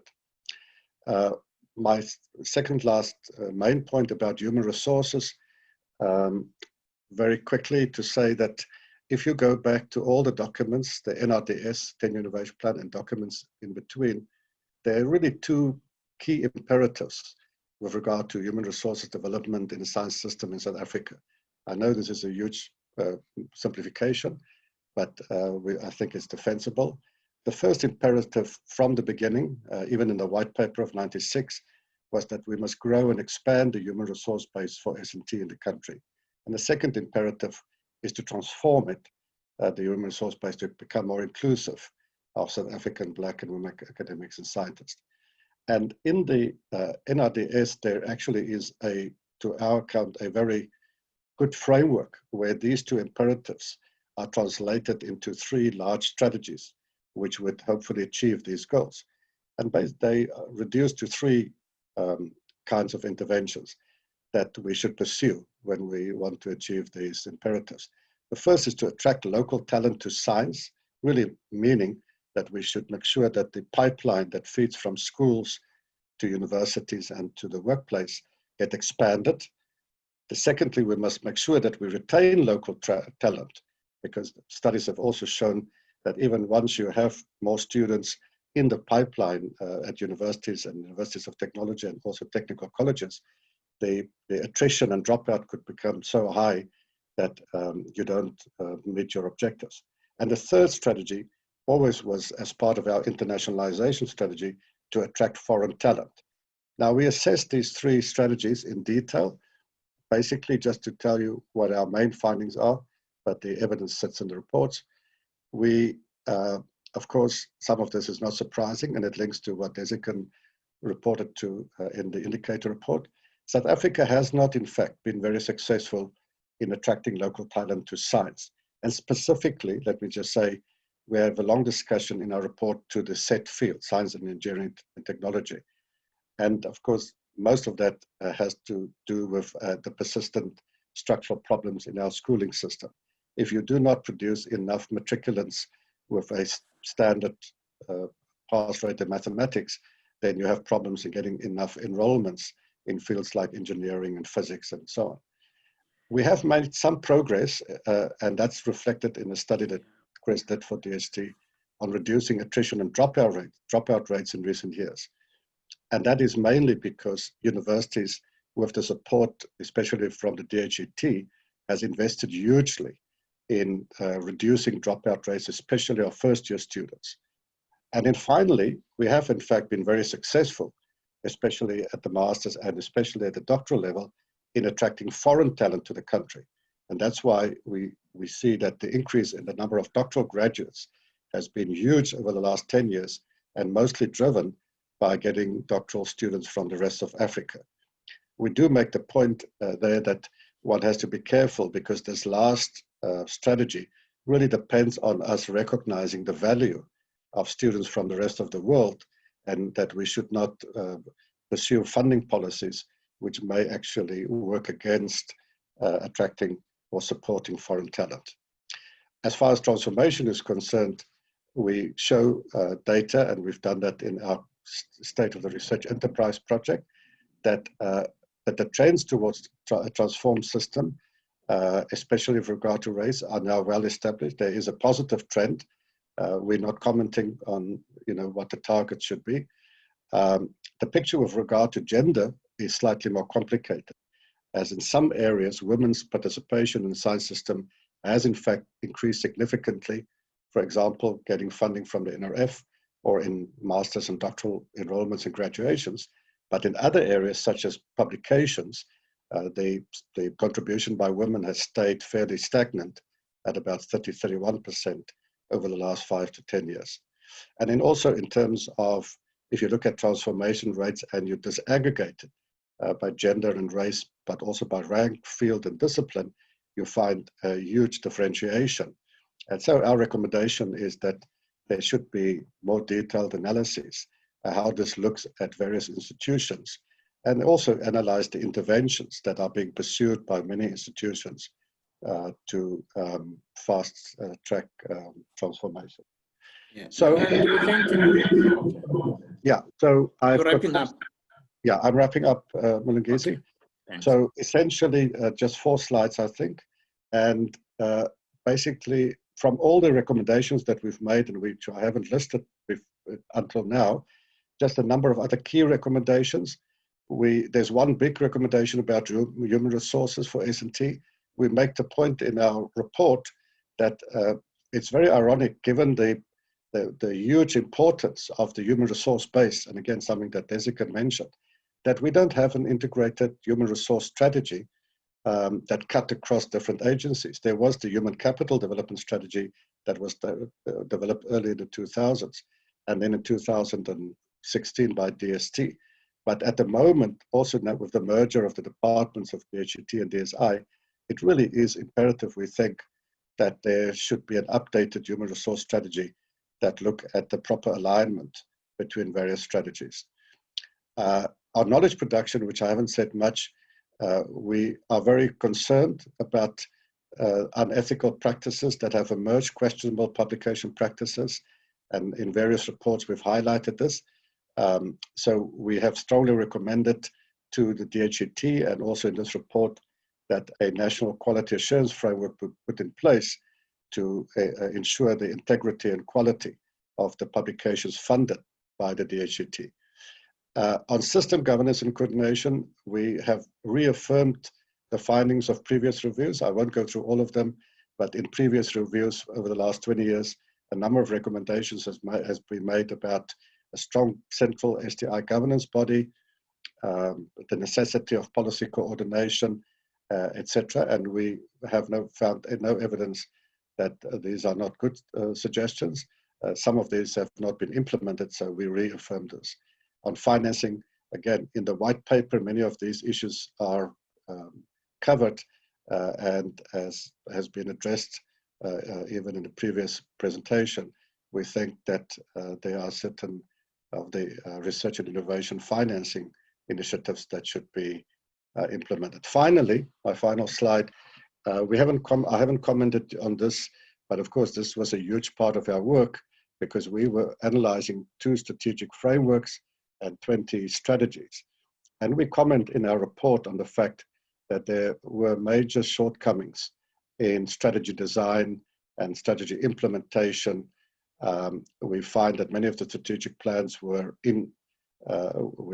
inadequate. The setting of targets were not always evidence-based. The definition of outcome indicators was not always very good. And of course, this speaks to an issue which we know that is being addressed by NACI and DSI, that there should be a system-wide monitoring, evaluation, and learning framework for the system. Thank you very much. Thank you very much, Johan. Thank you. Colleagues, let me encourage people to, while we're taking presentations, to have coffee, because we're also trying to save some time. We're not going to have covered breaks, but if you want to step out and have coffee and come back or stretch, please do so. Glenda, Cruz, are you ready? Then we'll have a discussion on the two presentations afterwards.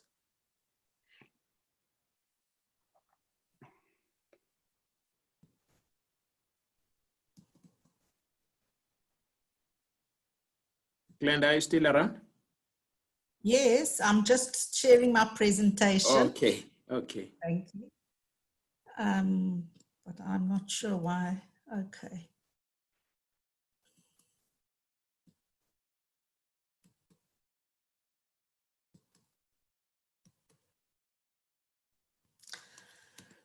Colleagues, can you hear me? Can you see the presentation?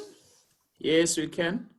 Good morning, and thank you for the opportunity. And I must point out one point from what Johan raised about gender shifts in the science system. And I note that I'm the only woman on the panel today. So we need to think about that. But colleagues, I'm picking up on a number of the points that were raised after Desigan's presentation. So we're seeing in this era of COVID that there's a stronger than ever national awareness of the imperative to harness science, technology, and innovation in support of addressing our most demanding social and economic developmental challenges in South Africa, as there is globally. And where we're coming from today with SESTI is in relation to the data that we create as evidence to consider how well do the indicators and measures of STI that we have, how can they be used to inform our processes of trying to reach our transformative STI policy goals. And we want to look at how are we providing evidence to promote innovation for inclusive and sustainable development as proposed in the white paper. And what I'm going to do is present some new data sets that we are creating that we're hoping will be able to support innovation policy going forward. So our approach to STI measurement in South Africa is based on the global standard frameworks, designs, and methodologies that were set by the OECD. And remembering that these very frameworks are strongly shaped by the nature and dynamics of highly developed economies, as opposed to our middle income country status. And so over the past few years, what we've been doing as a team in SESTI is grappling with the challenge of how do we use these core OECD approaches, which are critical for global comparability, but at the same time be designing complementary and additional new measures and indicators that are more appropriate to our South African and Southern African and African context, and that can more directly respond to and inform our developmental challenges. So what we've done to focus our effort is we've adopted the 6 developmental priorities articulated in the African Union's STI strategy for Africa. And we show that you can map the 17 SDGs to these 6 enduring developmental priorities. And these are also very well aligned with the NDP and the new white paper 2019.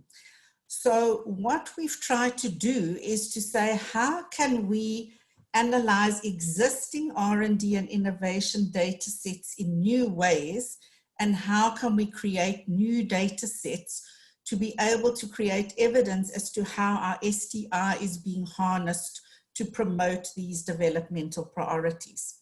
So today we want to open up a new conversation on what kinds of new STI measures, indicators are desirable and what kind are possible. And typically in the kinds of reports that we've just seen from NACI, we're focusing on STISA Goal 6, creating wealth and inclusive economic growth. But we're saying what we want to do today is focus on STISA Priority 1, on how well is our STI system geared to contribute to the developmental priority of eradicating hunger and ensuring food and nutrition security.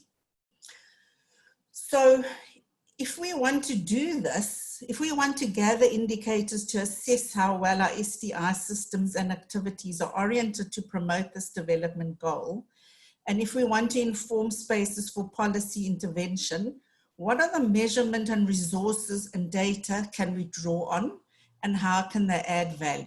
So essentially, we're asking, how do we know if the system is oriented appropriately to promote this developmental goal of food security, and what indicators do we have to inform spaces for policy intervention? So the first place to start is our R&D data, asking how the R&D system is oriented to support agricultural activity. So our longest established trend data in South Africa, and it's a widely used data set, is derived from the National Survey of Research and Development. And this strictly follows the OECD's approach set in the Frascati manual, and it's measuring a country's R&D expenditure and personnel. And what we try to do is interrogate this data in new ways in relation to agricultural research fields or industrial sectors or agriculture-oriented R&D activity. So for example, we've looked at R&D expenditure in that is driven by the socio-economic objective of plant and animal production and primary products. And what you see on the figure is a mapping of R&D expenditure over time by the business sector, government sector, higher ed sector, NPO, and science council sector. And we can use this data to look at the, over time, are we spending enough? And how do we know that? So are we spending enough in terms of our national policy commitments or to peer country benchmarks? Or we can look at the trends for a particular institutional sector like business or government and see, we can see in this graph that there's a lot of up and downs over time, and we can see what's happening, why is a sector spending more or less, and how can they, where are the spaces where we could grow spend proportionately, and where can we target additional resources. So this is all very well though, because once we've done this exercise, as we've heard, we're focusing on the input dimension, and we're focusing on growing the potential of the national R&D system to create and apply more knowledge and technology. But the R&D data doesn't allow us to understand in any way how the knowledge and technology are put into use to promote innovation and productivity in agricultural firms or to promote better public sector support to agriculture and food security and so on. So, in South Africa, we also have a well-developed capacity to measure how firms innovate. And here I must say something about timeliness of data, because this measurement goes on 3-year cycles and it's very intensive. And hence, although the data seems dated, this is the most up-to-date data because it is a very intensive measurement process. So we've recently released the Business Innovation Survey 2014-16, and this gives us vital data on the scale of innovation and importantly, the nature of firms' main innovation activities, the outcomes and the factors that facilitate or constrain innovation at the firm level.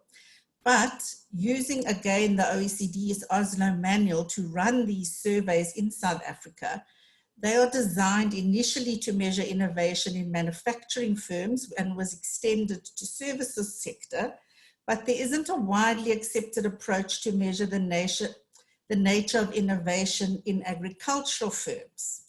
And this is a very vital sector for eradicating hunger and promoting food security and livelihoods in the African context.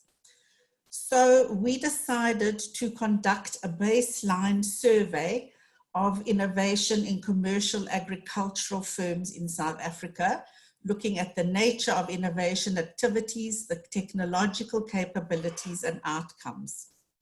And this was completed last year, and we are currently busy analyzing the data and writing reports. And what did we find? That a high 61.9% of agricultural enterprises reported that they're innovation active. And this means they'd introduced a new or significantly improved product, process, organizational or marketing method in their enterprise. And we also see that the small and very small businesses reported that they had tried to innovate on a much wider scale than the medium and large enterprises.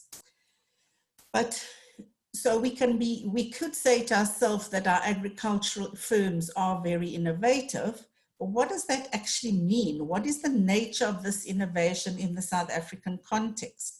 What does it mean when a firm reports that it's innovating? So on this slide, we look at the types of innovation activity. The blue line aggregates across the total, and then we disaggregate for agricultural firms, fisheries firms, and forestry firms. And so when we're looking at the most frequent types of innovation, starting from the bottom, we're seeing that the most frequent types of innovation activity are training, the purchase of machinery, equipment, software, computer hardware, followed by in-house R&D and outsourced R&D. And we also are not showing this data, but the innovation active agricultural enterprises are adopting a number of advanced technologies for innovation on quite a wide scale, such as precision agricultural technologies or air and soil and crop sensors. But if you look at the data on this slide, you can see what stands out is the different patterns of innovation that are evident in the three main agricultural subsectors. So for example, if we look in the fisheries, which is the orange, we're seeing that it is much more strongly, the innovation activities are much more likely to be in-house R&D and outsourced R&D. And if we look at some of the technologies that they're adopting, for example, here we're seeing livestock biometric technologies more strongly. But if you compare with the forestry subsector, here you're seeing that innovation is much more strongly focused on technological upgrading and capability building. So looking at the green, the most frequent types of innovation activity are training, purchase of software, etc., etc. And we also find that these firms are less likely to adopt the advanced technologies. And then we can also get further policy insights by looking at analyzing the most important barriers that agricultural firms reported that constrain their innovation activities. So if you look at the gray area, we see that the most frequent barriers and the most important barriers relate to resource factors such as access to water, finance, land, training, and skills. And the second most important sets of factors are knowledge factors relating to this issue we've been discussing this morning on skills, lack of skills for technicians, engineering skills, and managerial skills. So we're seeing this is not a response. The point has been made increasingly this morning about the need for coordination across government departments. And these kinds of barriers are not barriers that the DSI can handle and address on their own. It requires coordination. So if knowledge barriers are so important, we need to draw in higher education, agricultural colleges, science councils, etc. So from just analyzing these two pieces of data off the new baseline survey, we can raise a number of policy questions. So these are not options, but these are questions to give us new directions and ways we should be thinking. So firstly, are our STI policy instruments supporting the main kinds of innovation activity that we find in firms already in agriculture as effectively as they could be? And then we're seeing that in the sector, there's two different patterns of innovation. One is R&D led and one is a more technological upgrading form of innovation. So do we need different kinds of funding instruments, and do we have these sufficiently? Also, are there other types of innovation that do not occur on a wide scale, that enough scale that we should be promoting systematically across the system? So they might not exist now, but they might be important and desirable, and we need to find ways to be promoting them. Then we've shown the importance of distinctive patterns in different subsectors. So how can we have different strategies? Do we need different strategies, and how can we have different strategies to promote these? And then the important question of coordination and aligning the work between DSI and other stakeholders in the agricultural system of innovation, in government departments, science councils, universities, and so on. So let me take a breath here and shift us further yet again. So we've shown how we can use the data to raise new questions about R&D, how the R&D system's oriented to promote agricultural activity, and how the commercial agricultural enterprises are putting knowledge and technology to use through their innovation activity. But here, thus far, we're measuring innovation in the formal sector only, typically in larger firms, typically targeted to knowledge intensification, competitiveness, and growing export markets. And we've also focused on the agricultural production dimension and not the food distribution, which is equally critical. So when we look at a highly unequal society like South Africa, we also note that there's considerable economic activity in the informal sector at local level. And here we find significant numbers of individuals and very small enterprises that grow, prepare, sell food, and they're contributing to the goal of eradicating hunger and at the same time creating livelihoods. And we're not alone in this, that there has been recognition in the global measurement, STI measurement fields, that innovation takes place not only in formal sector firms, but in a wider range of settings, whether it's informal enterprises, the public sector, indigenous knowledge users, or even households. And there's been a great deal, much experimentation to extend the core models and processes. So we decided to focus our effort on measuring innovation in informal enterprises, which is an extremely complex task, and it requires a lot of creativity, particularly because we don't have a nationally or regionally representative informal business register. But I'm not going to go into all of the methodological issues today. What we're going to just do is illustrate the kinds of data and evidence that we can take out from a survey of innovation in informal enterprises, and how this could be of value to inform the design of STI policy that drives inclusive and sustainable development. So the most significant difference is that in the informal sector, economic activity is very localized to specific local geographic spaces, and it typically takes place in very small and micro enterprises, often with a single owner or operator.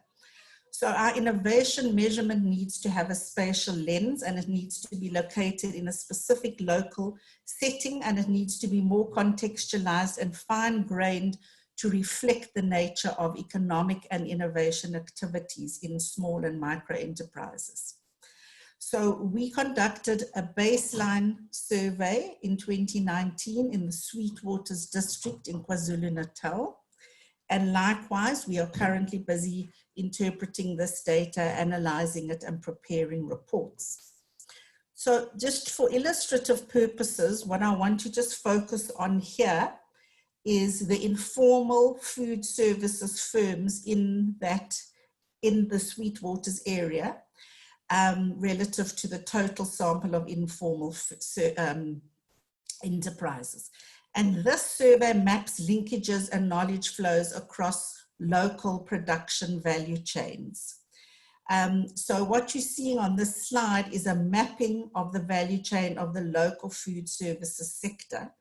And this is critical to be able to interpret the trends of the data that we glean through the innovation survey. So, for example, the survey found that demand and supply is very local 44% of informal firms reported their customers are located inside the local neighborhood. Likewise, almost 60% of their suppliers. And the firms are typically located within the owner's own homes, perhaps with their own dedicated space, but often not with their own dedicated space.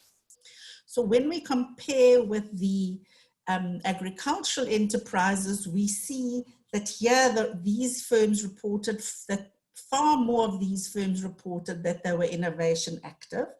85.6% of these informal food services micro firms that we surveyed said that they were innovation active, and primarily they are reporting process innovations.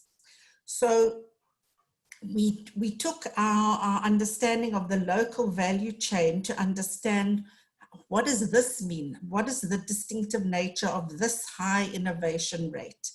And this is really important if we are to promote stronger territorial inclusion and wider socio-economic inclusion in South Africa. So if you look at the most frequent innovation activities, where the green is the total, the total sample of informal enterprises and the blue is the food services, you're seeing that the most frequent innovation activities reflect the prevalence of forms of local learning and capacity building from customers, suppliers, and other external sources. So the most frequently reported activity is responding to customer demand. And then, like in the agricultural firms, bringing in tools, machinery, and equipment, but here it could be as simple as buying a fryer to allow for the sale of hot chips, whereas this was not used previously. And then finding new supplies of raw materials and tools is critical. And here this could be from typically wholesale shops in the proximity of the business locale, but it could also be suppliers from the nearest big city and so on. And then a large part of the innovation reported was happy accidents and unexpected discovery during innovation, during production.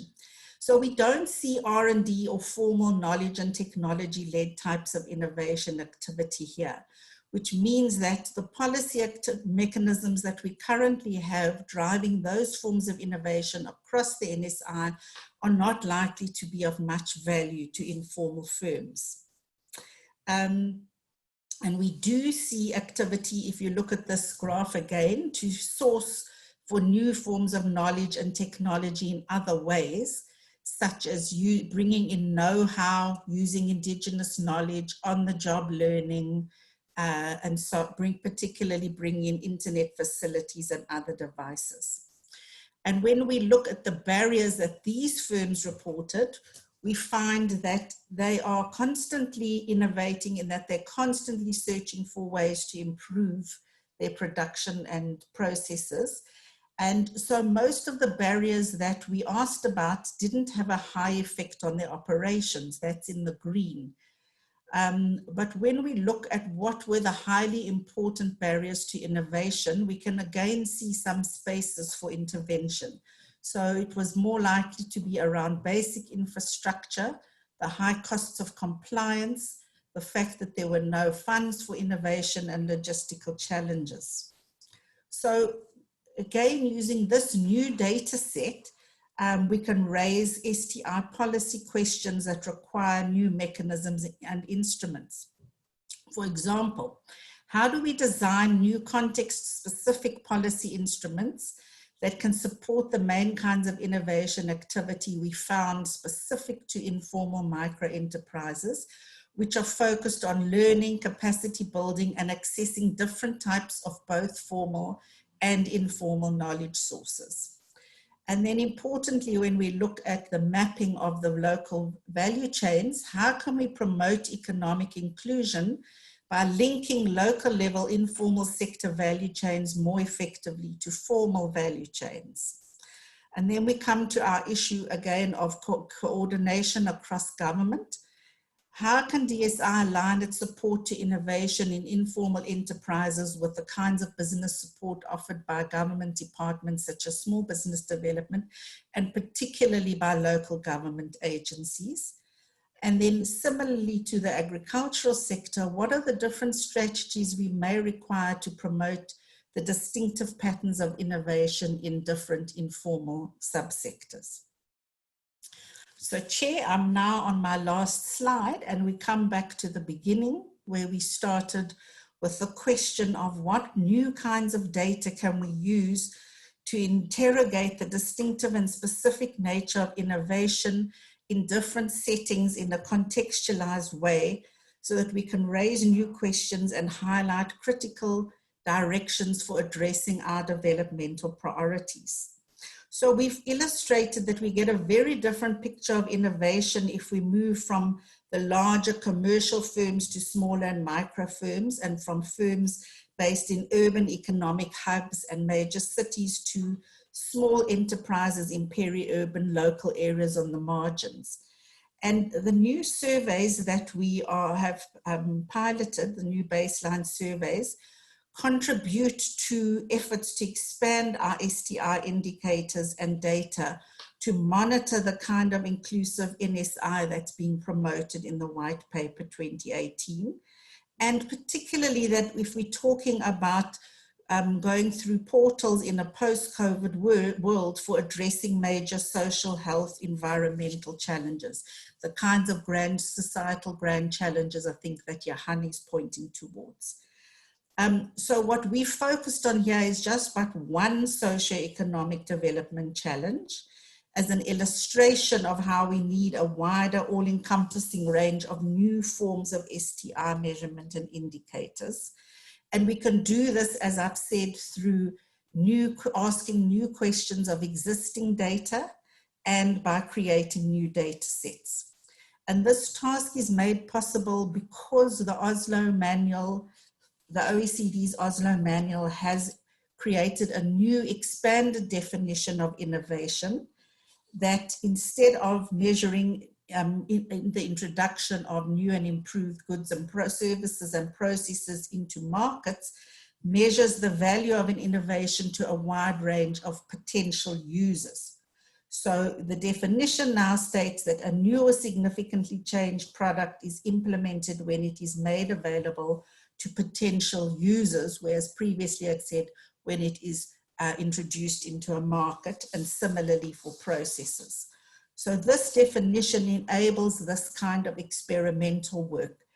And going forward, we would propose we can expand this exercise to address other developmental priorities and other settings. For example, the next step and the priority could be to conduct a similar analytical exercise in relation to STI's goal 2, prevent and control diseases and ensure well-being. And then, of course, the survey of innovation in informal enterprises also allows us to address other questions in relation to STI's goal 6 about creating wealth and inclusive economic growth. And we also want to propose that this approach is equally of value for our work in collaboration with our partners in other countries in Southern Africa and across the sub-Saharan African context, where both agriculture and informal enterprises are very key sites for innovation. And we're hoping to work more collaboratively across the continent to develop appropriate measurement models that can assess our efforts to promote inclusive and sustainable development goals. And in conclusion, I must also acknowledge the SESTI team that produced this work. I am but the spokesperson. I must thank Dr. Moses Sitole, Dr. Yasser Buchana, who worked on the Agricultural Innovation Survey, Dr. Nazim Mustafa, and Dr. Ilham Peterson, who worked on the Innovation in Informal Sector Survey, and also Gerard Rolfs, who has contributed very much to this presentation today. Thank you, Chair, for the opportunity. Thank you very much, Glenda.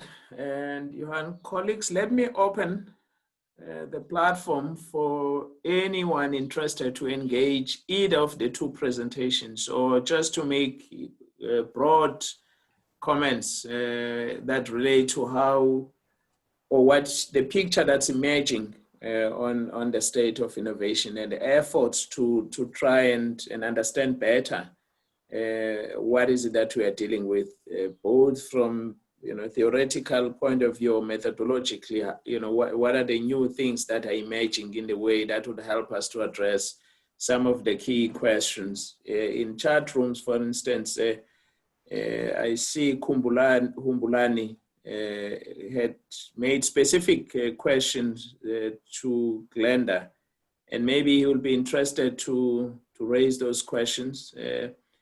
And then Benny Anderson has also raised issues about whether what's being presented is real innovation or not. But so we're encouraging people to engage.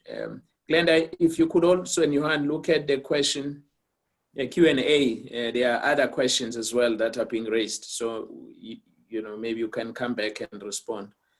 Colleagues, can I see those who are interested to intervene? At 22, we need to start the last panel. So let's keep that in mind. Gerard, do you see anyone raising his or her hand? Yes, Mugisi, there's a hand in from the attendees, Karabo Mlambo. Okay, Karabo, go on.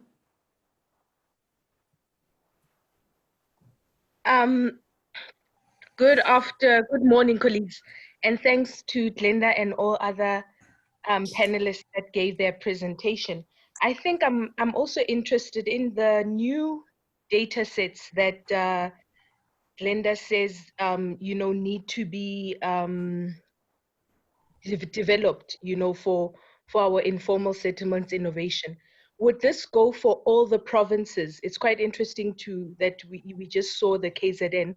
Would this go for all provinces in South Africa, seeing that sometimes, and when I look at Desikan's presentation, there was a different form of R&D expenditure in different provinces. Would this go the same for the innovation data sets? Thank you. Thank you, Karabo. Any other hand? Gerard? No other hands at the moment, Ngisi. Umbulani, do you want to come in?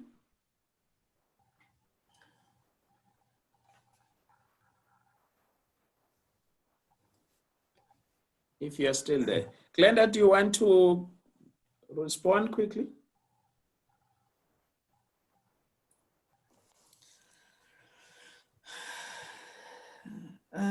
Yes. So I think the most important point to respond to Karabo is that this was the first time we're trying such a survey of innovation in informal enterprises.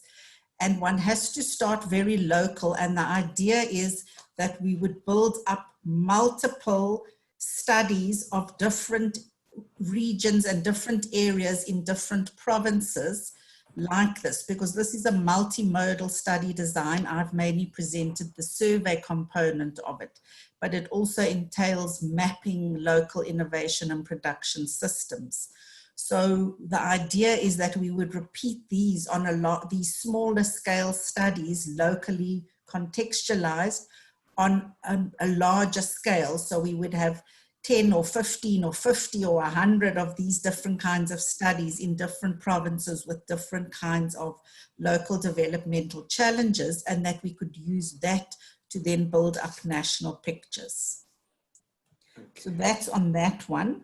And then there was a question about how closely research fields and innovation categories are related to SIC codes.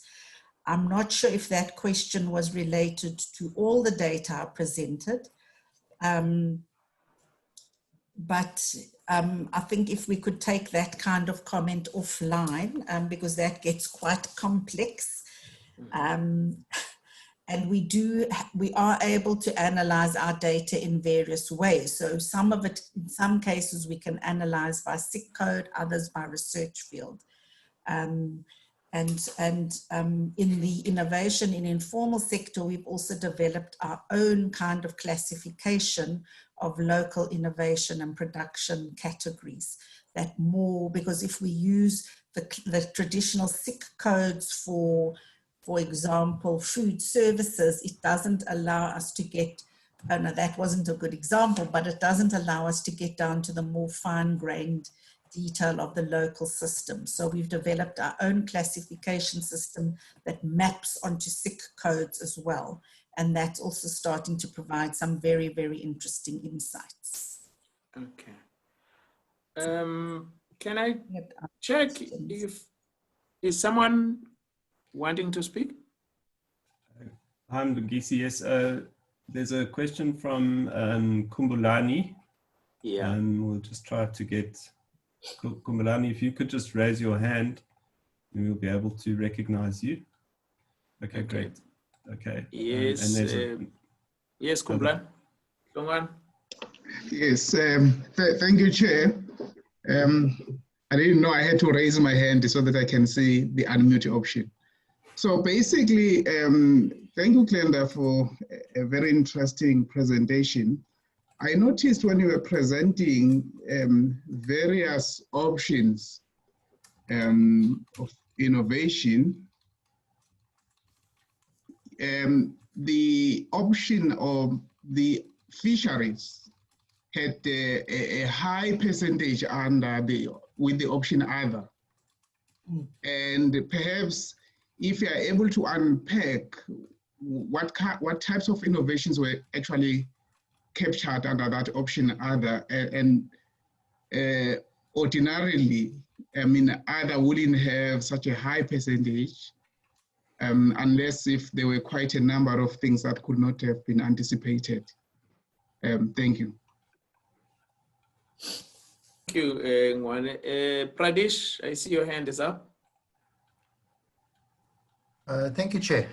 Yeah, I was looking at something I have in front of me and listening to what Glenda was saying. And, like one of the associations that engaged us, which was, of course, the South African Association of Botanists, raised a few areas where they feel that there has to be greater contribution. They spoke about the weed removal program. They spoke about conservation of the environment, to assist communities develop small-scale nurseries at local level aimed at reducing the harvest of medicinal plants by growing them. They spoke on small-scale agriculture, subsistence farming sector, and I think to develop soup kitchens and things like that. And I think what's important is that a lot of our voluntary associations have a lot of in-depth knowledge in terms of how we can, in terms of the science community, assist society at large to pick themselves up. And I think some of these things need to be captured in our discussions and find mechanisms to enable them. Thank you very much, Chair.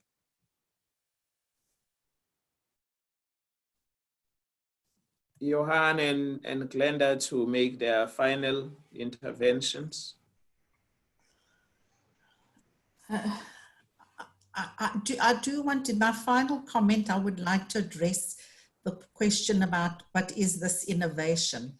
And I think this is our biggest challenge in South Africa now as we're moving into the post-COVID space, is to free up our thinking of what counts as innovation and to use the expanded Oslo definition of an innovation being a new product or process being put into use by potential users. And we need to start expanding the way we think about innovation from a limited view of a market introduction of a profit-bearing activity in a formal sector, a large firm, which tends to be the picture that holds us captive. So it's to broaden our thinking of, and in that way we can unleash the power of innovation towards our developmental goals across our society and economy. Johan? Yeah, I was listening to Glenda, and as I said earlier in my presentation, it's very difficult to go into detail when you have such a huge amount of work to share.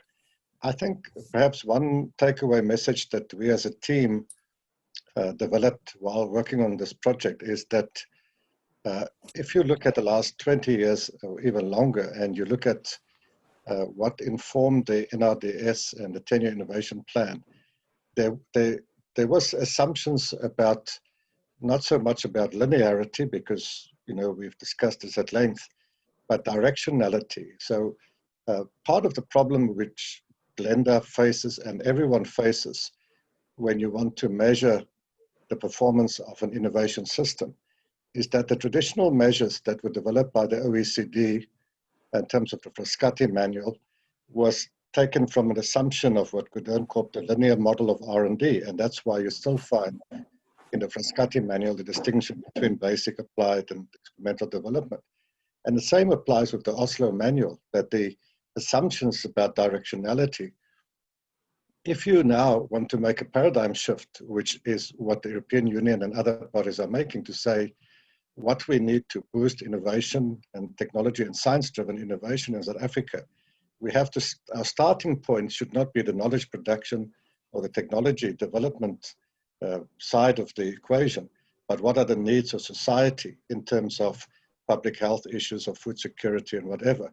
And you want to work backwards, because that's what people like Matsukuta and people mean when they talk about mission-driven innovation policies. The missions are not driven by science and technology and R&D.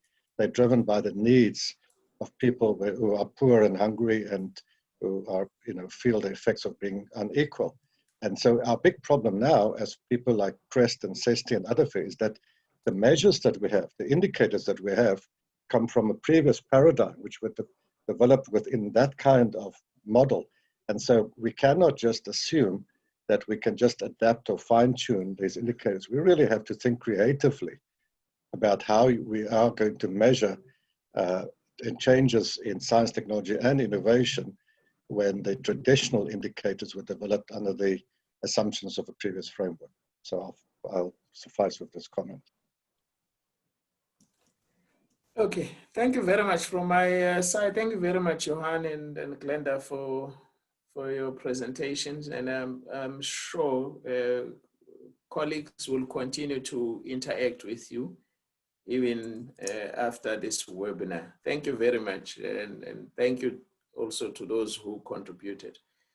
Dr. Dlamini, may I now take a break and hand over the rein to you? Thank you very much, Dr. Taylor. I hope you can hear me. Yes. Thank you. So thanks again, Program Director. Ladies and gentlemen, good morning. We've now come to the panel discussion for our session this morning. The topic for our panel discussion this morning is about the role of innovation in the post-COVID-19 crisis, which I have no doubt all of you will agree is an extremely important issue, given the devastation that we have observed the world over in terms of the impact that the coronavirus has had with regards to declining economic growth, job losses, increasing inequality, and so on and so forth. In a recent report by the UNDP, they mentioned that the COVID-19 pandemic is far more than a health crisis. It is affecting societies and economies at their core. While the impact of the pandemic will vary from country to country, it will most likely increase poverty and inequalities at a global scale, making achievement of SDGs even more urgent. In fact, I think it is quite evident that the health effects of COVID-19 will be short-term, and that the social and economic impact of this pandemic will be longer-term and more enduring. I think the fundamental question that I'm certain is in all of our minds is, how do we recover from all of this? What do we need to do today to ensure that we do not just survive, but thrive on the other side of the portal that Jessica spoke about earlier? Our panelists will share with us their perspectives on the role of innovation in this recovery. Without any further ado, allow me to introduce our panelists, who I will invite in a short while to give us their opening remarks of not less than 5 minutes, followed by an engagement on this topic by the attendees. First of all, we have Dr. Phil Mjwaka, who is the Director General of the Department of Science and Innovation. Then we have Dr. Kas Kovadia, who is the CEO of Business Unity South Africa. We have Ms. Hamida Didat, who is the Acting Executive Director of the National Labour and Economic Development Institute. And then lastly, we have Professor Ahmed Bauer, who is the Chief Executive Officer of University South Africa. Welcome, our panelists, to this discussion. I would like to then kick off by handing over to Dr. Phil Mjwaka to give us his opening remarks. Dr. Mjwaka. Thanks very much, Dr. Dlamini, and thanks to NACI for organizing this wonderful dialogue.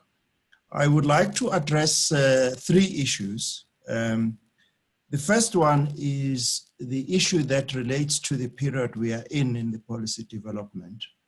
What I mean by that is that it's about 25 years, half a generation since we developed new policies for the National System of Innovation. And I will share some perspectives on how those policies have shaped what we seem to have at the moment. But Johan has helped me with that. The second point that I'd like to make is how the National System of Innovation responded to the challenges of COVID, and then to say how do we take the lessons from that in designing innovation policies that would help us to address some of the things that we could not address in the first 25 years.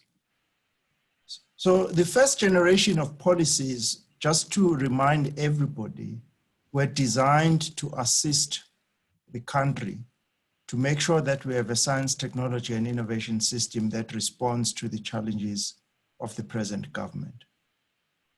So we needed to make sure that we have scientists, we have infrastructure, we have programs that are designed to respond to the challenges of today, and hence the science missions, and in particular the technology missions, both in the National Research and Development Strategy of 2008, as well as the 10-year innovation plan.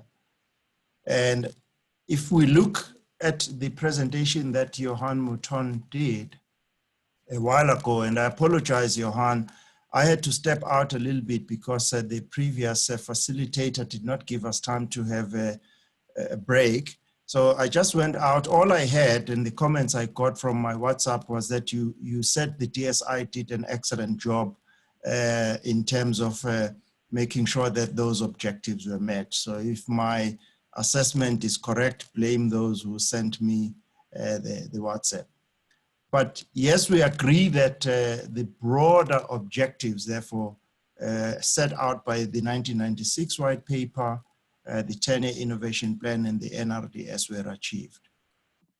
And we see this, which is my second point, by the way that the institutions in the NSI responded when we were all asked to think about what we would contribute towards COVID.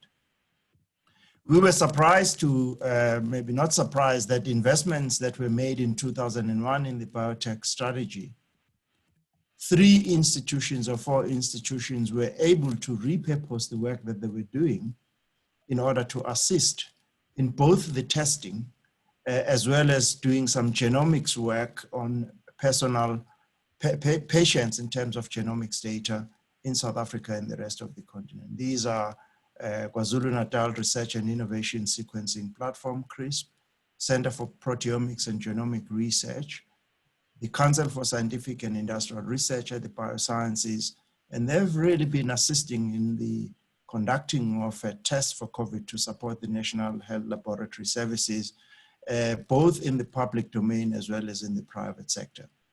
We've also had the Council for Scientific and Industrial Research repurposing some of the surveillance system that they had developed for the 2020 World Cup towards providing surveillance and dashboard that were needed by the Department of Health and the National Command Council to respond to the pandemic. That's a second example. We've had the National Institute for Humanities and Social Science and the HSRC coming to do some very important survey to give a sense of what the people were thinking and what was happening at the security level, including the work that we funded through one of our infrastructure program the population research network. And these were really, really important in providing useful data about what's happening in the society. The South African Radio Astronomy Observatory, Sarajevo, together with the CSIR, were called upon to assist in the National Ventilator Project. And they were able to respond to this. And as you know, they have been able to start producing these ventilators that are needed. And that all of these examples that I'm giving, I can go on and on, they demonstrate the ability of the science system to respond as a result of the investments that were made long time ago. Biotech 2001, the investment to support the CSIR with Sunren and Center for High Performance Computing Center in Cape Town 15-20 years ago, investments that have been repurposed. So that's my second point.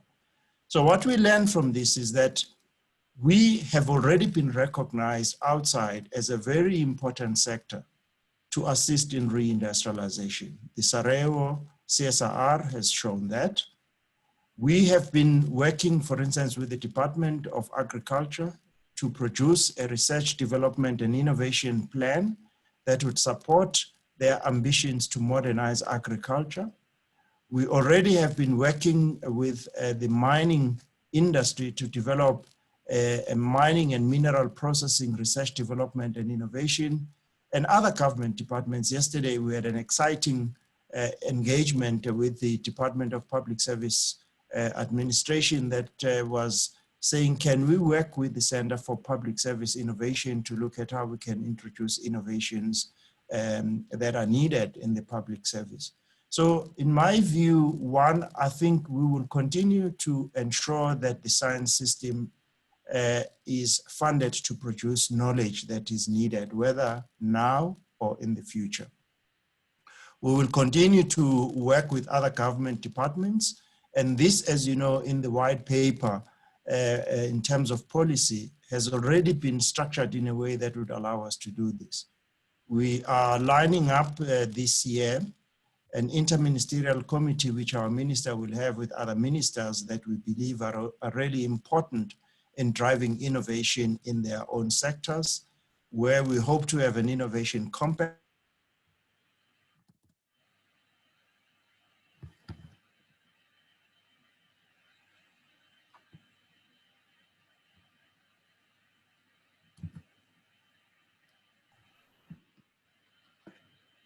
You seem to have lost Dr. Mtwaha.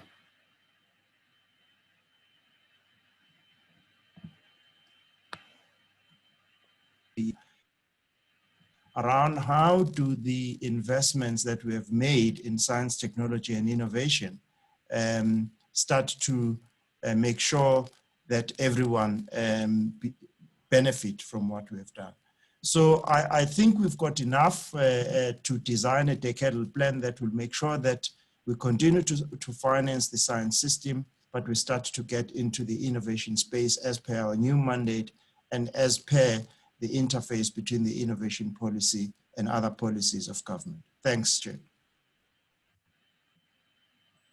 Well, thank you very much, Dr. Mtwaha, for sharing those remarks. I think a very clear message coming out of your opening remarks that we need to invest today to secure the future that we want to have, that we're able to do the things that we're able to do now in response to the pandemic because of the investments that we've made in the past.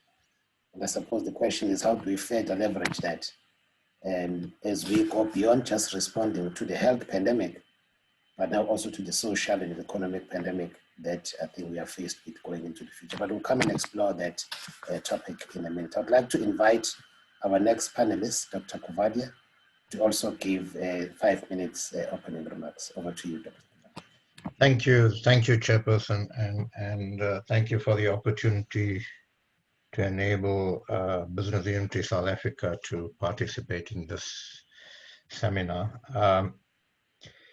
We, as Business Unity South Africa, together with the Black Business Council, we established something called Business for South Africa, which was a broad business platform through which we involved a significant, probably 90-95% of the business constituency in this country, in making interventions during the COVID crisis and seeing how we can use lessons from that to change the trajectory, if you like, of our economic recovery. COVID, in our view, and I think this seems to be the general sort of view, made much more stark some of the problems in our country. Certainly two of those that we consider to be very important were both social and economic inequalities in our country. And I think COVID also demonstrated that we have significant challenges in capacity and capabilities, both in the state and in some parts of the private sector. And in looking at some sort of a recovery plan post-COVID, we needed to take those into account. We developed a comprehensive economic recovery strategy, which we presented to the President and his team on the 2nd of July, and we've now put 3 or 4 small teams together between government, business, community, and labor to look at some aspects of that economic recovery. But in looking at that and in putting our plan together, we took into account the unfortunate reality that even pre-COVID, we were in recession as an economy. And in the early parts of COVID, we were downgraded by Moody's, which essentially put us into a sub-investment grade environment. And so as we rebuild our economy, we needed to take those into account. We needed to take into account that our economy currently is in severe straits. We needed to take into account that as we go out into the market to raise funds for economic recovery, we're going to be competing against other nations that will also be out in the market to raise funds to rebuild their economy. So I think that we've been working within the context of quite an economy that's in severe crisis. And we needed to then see what are our competitive edges in rebuilding that economy. And in looking at that, we looked at the whole area of innovation. And there were a couple of critical focus areas that we've looked at. One is we put together a team on digitalization, looking at how we can make even the financial sector, which is pretty good comparatively, but make that even more so that you can utilize increasing digital platforms to actually interact on financial services that are provided. We're looking at how we can get small, medium enterprises onto digital platforms and e-commerce platforms, because during COVID, e-commerce thrived. And we now looking at how we can enable, because I think the behavioral change related to that will be that more and more people will use e-commerce, even post-COVID. That's our assessment. And how do we get small, medium enterprises onto e-commerce platforms? And we're doing a lot of work on that at the moment.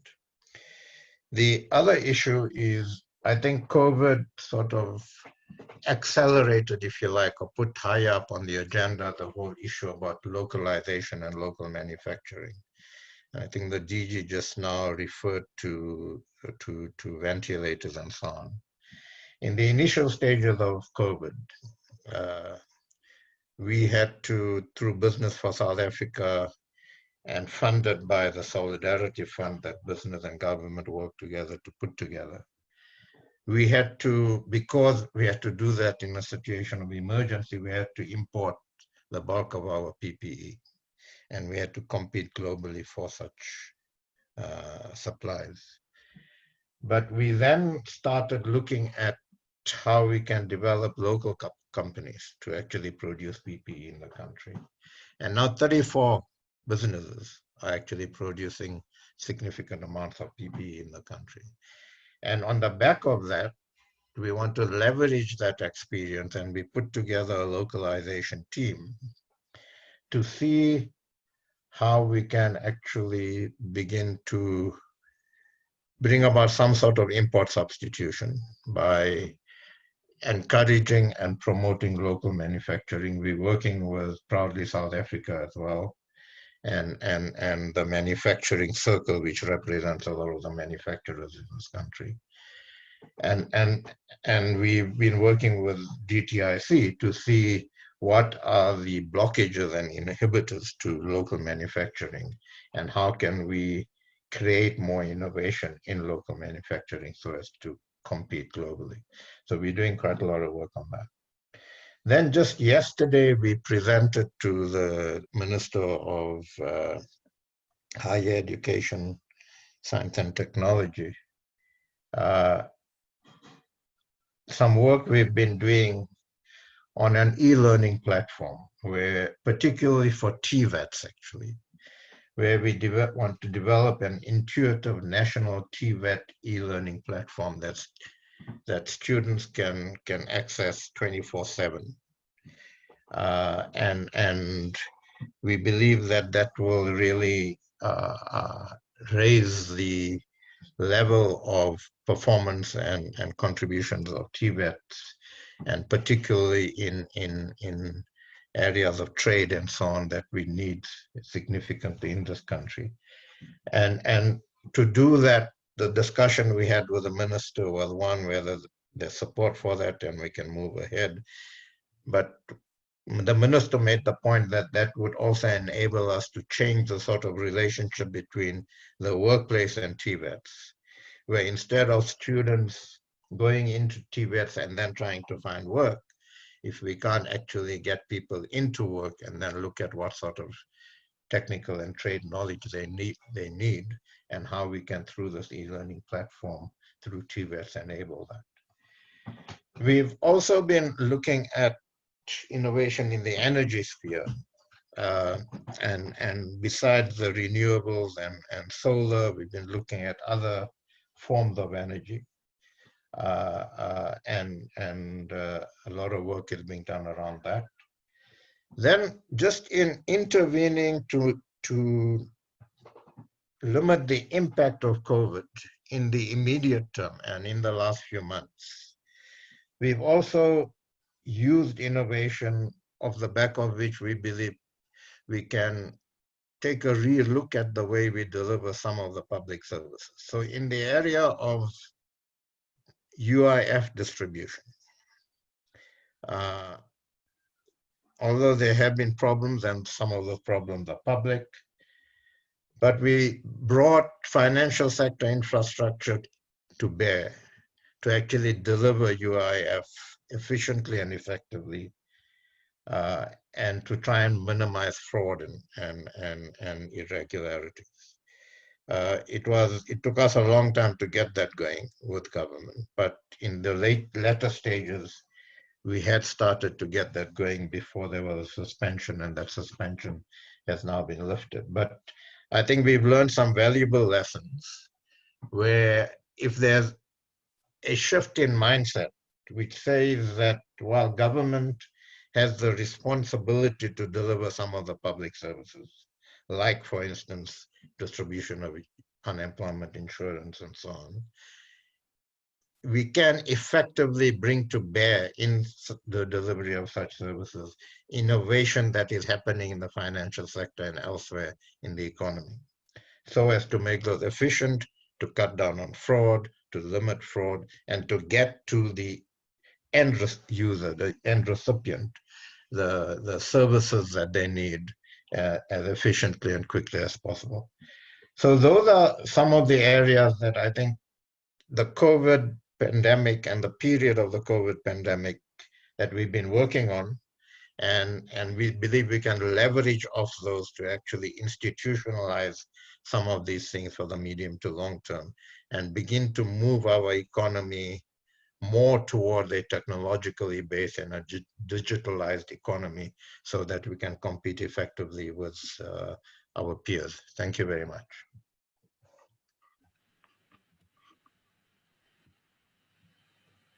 Thank you very much, Dr. Kuvadia. I see that my video has been deactivated. If the it's been activated now. So thank you very much, Dr. Kuvadia, for those opening remarks. I think you touched on a number of very critical issues, such as ensuring that we embrace the new normal, issues of inclusive economic growth, localization, strategic independence. I think these are topics that we need to explore, I think in a lot more detail, perhaps, in the next few minutes, to ensure that, as we do these things, we underpin them with locally developed intellectual property. I think to address the issue that was raised by Desik and Elia of the technology balance of payment. So I'd like to now give our third panelist, Ms. Didat, also 5 minutes, please, to give us your opening remarks. Ms. Didat, thank you.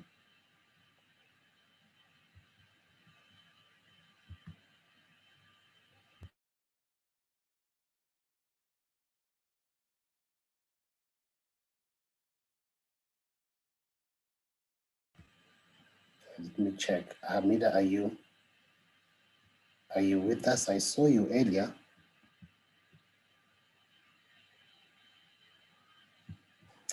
It seems that perhaps she may have left the room or been sort of removed sort of inadvertently. So perhaps move on to the next speaker and we'll see if we can try and get her back. I think with that, then let us take the next speaker, which is Professor Ahmed Bauer. Professor Bauer, over to you. Thank you so much, Tulani, and I want to thank the organizers, well, in particular Mlungisi, for inviting me to be a part of this panel.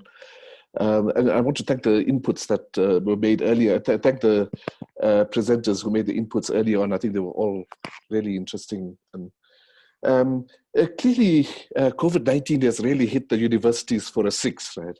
And in fact, what it has done is really just torn apart the kind of all the facades around kind of the inequalities and just to reveal deeply the inequalities in our system, and but also just the big challenges around sustainability and so on.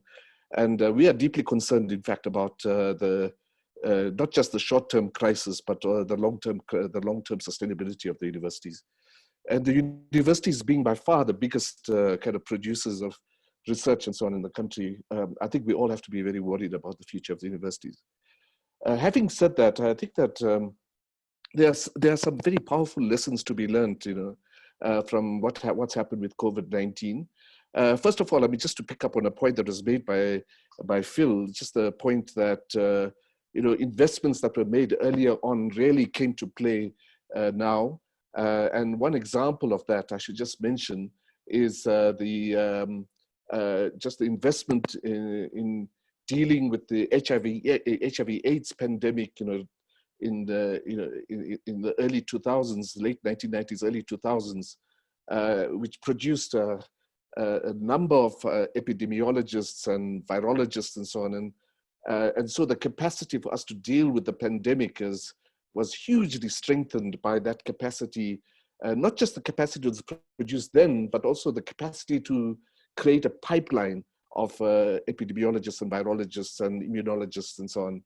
And that has really come to the fore, in fact, as we dealt with this pandemic. So investments that were made earlier on with the direct intention of producing capacity, that has really now come to the fore and taken on a new role, if you like, during the pandemic.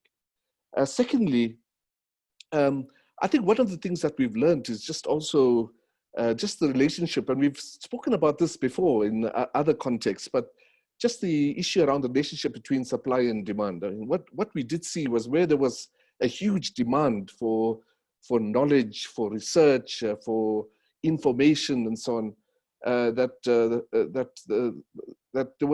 the supply, the relationship between demand and supply became very evident. I mean, there's a whole lot of repurposing of research, of kind of manufacturing capacity at universities and so on, to address the issues around the pandemic. And that is also a great lesson for us, because what it means is that we really have to focus on the relationship between demand and supply. And and I think that one of the challenges we face is to try to understand what kinds of instruments we need to build the relationship between supply and demand. And I keep harping on about this, but one of the really powerful instruments that we had, which has now been removed, is the TRIP, was the TRIP kind of enterprise, if you like. But we need to scale that up much more if we are to achieve kind of this relationship between, a better relationship between supply and demand. The next point I wanted to make was just the need for us to create kind of an innovation ecosystems, if you like, which did in fact happen during COVID-19 with the creation of with the announcement of the national state of disaster, the creation of the NCCC, and then the creation of the NACI, and then kind of the DSI and NRF and so on coming to the party with certain kinds of funding and so on. Creation of an ecosystem which really galvanized the amount of research that's going on. And that's a lesson I think that we need to learn from COVID-19, which is precisely this idea of thinking about innovation ecosystems and all the instruments that need to go with that to foster stronger relationships between research and innovation. And of course, those ecosystems have to involve industry, industry laboratories, universities, science councils, and government, and they have to be, and of course the NPO laboratories, and bringing them all together into an ecosystem that fosters innovation and places innovation at the center, if you like, around issues of relevance to our country. And I think Rasigan's point is precisely spot on, which is that it has to be around issues of pertinence to our own challenges and our own circumstances. And of course, this takes me to my pet project, which is that, in 1995, I was a part of a task team set up by then Minister Ben Ngubane to discuss the future of the science system. And we created this wonderful kind of idea of a national system of innovation. And I'm afraid it just doesn't exist. I mean, we just don't have a national system of innovation. We really have to think about ways in which we have to design in deliberate ways the articulation pathways, if you like, that are required for this innovation to occur, if you like, by creating the national system of innovation, which has to include both private sector, universities, the science councils, government laboratories, and so on, in a single kind of articulated entity that works effectively. And we haven't done that, and in my view, that's a fundamental gap, if you like, in our system. And I think that the lesson we learned from COVID-19 is that if you create the ecosystem, what you see is a kind of the ability to galvanize research and repurpose research and so on around the challenges that we face. And of course, one of the biggest challenges we face is just the continuous undercutting of the funding of our research system and our innovation system. And it's not going to be sustainable. The research system just isn't going to be sustainable if we continue to have this kind of downscaling of funding for research. And of course, of deepest concern is the decline in the funding from the business sector, from the industry sector, because that's an indication that the demand side is not functioning at a suitable level. And we have to think of ways in which to build the articulation between that demand and supply side, if you like.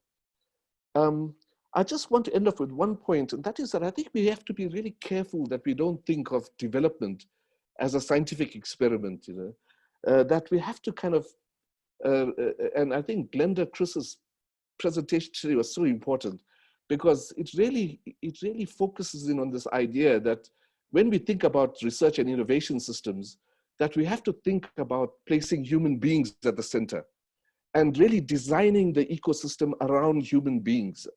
And of course, you know, that doesn't mean that, I'm not suggesting that we shouldn't be looking at economic growth and so on, but what it means is that you really have to think about what the innovation ecosystem should be designed for. What is its purpose?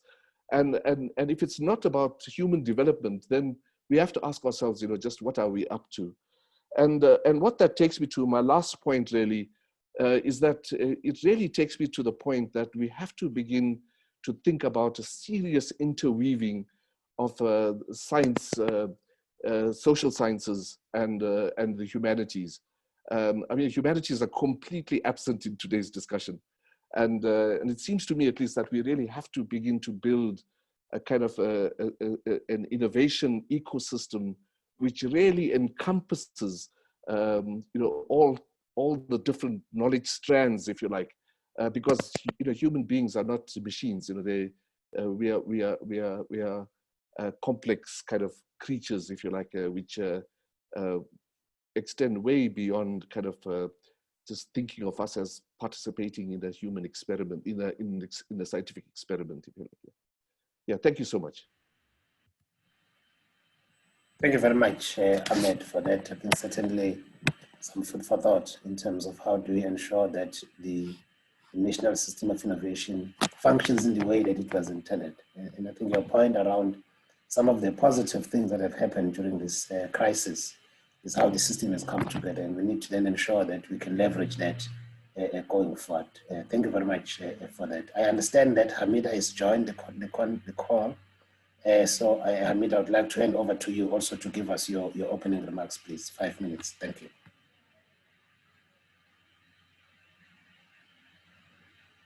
Gerard, can you confirm that Hamida has joined the call? Yes, we do have her in the room. Let's just get her to unmute.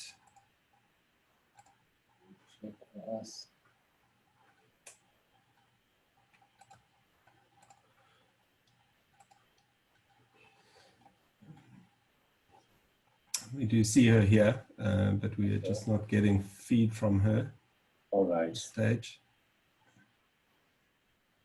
I think perhaps once we are trying to do that, let's move on to the Q&A.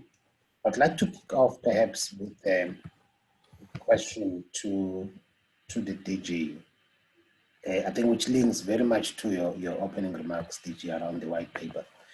And the point I want to perhaps tease out is that this pandemic, well, I see we've got Hamida. Hamida, maybe let me give you a chance to speak. Okay, cool. Sorry, it's one moment. Initially, I did. Oh God.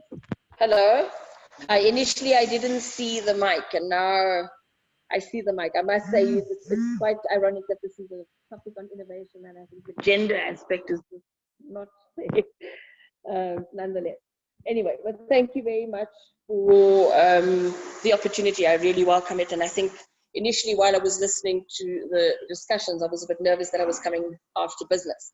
So I'm quite happy that I'm speaking after Ahmed. I think the issue around that he ended on highlighting the need for humanities to be part of this, and human beings, rather than being participant observers or receivers, to actually be instrumental. I think that was the essence of my that's the essence of my input. So I want to really thank him for that, because it's a brilliant way to seg into my presentation.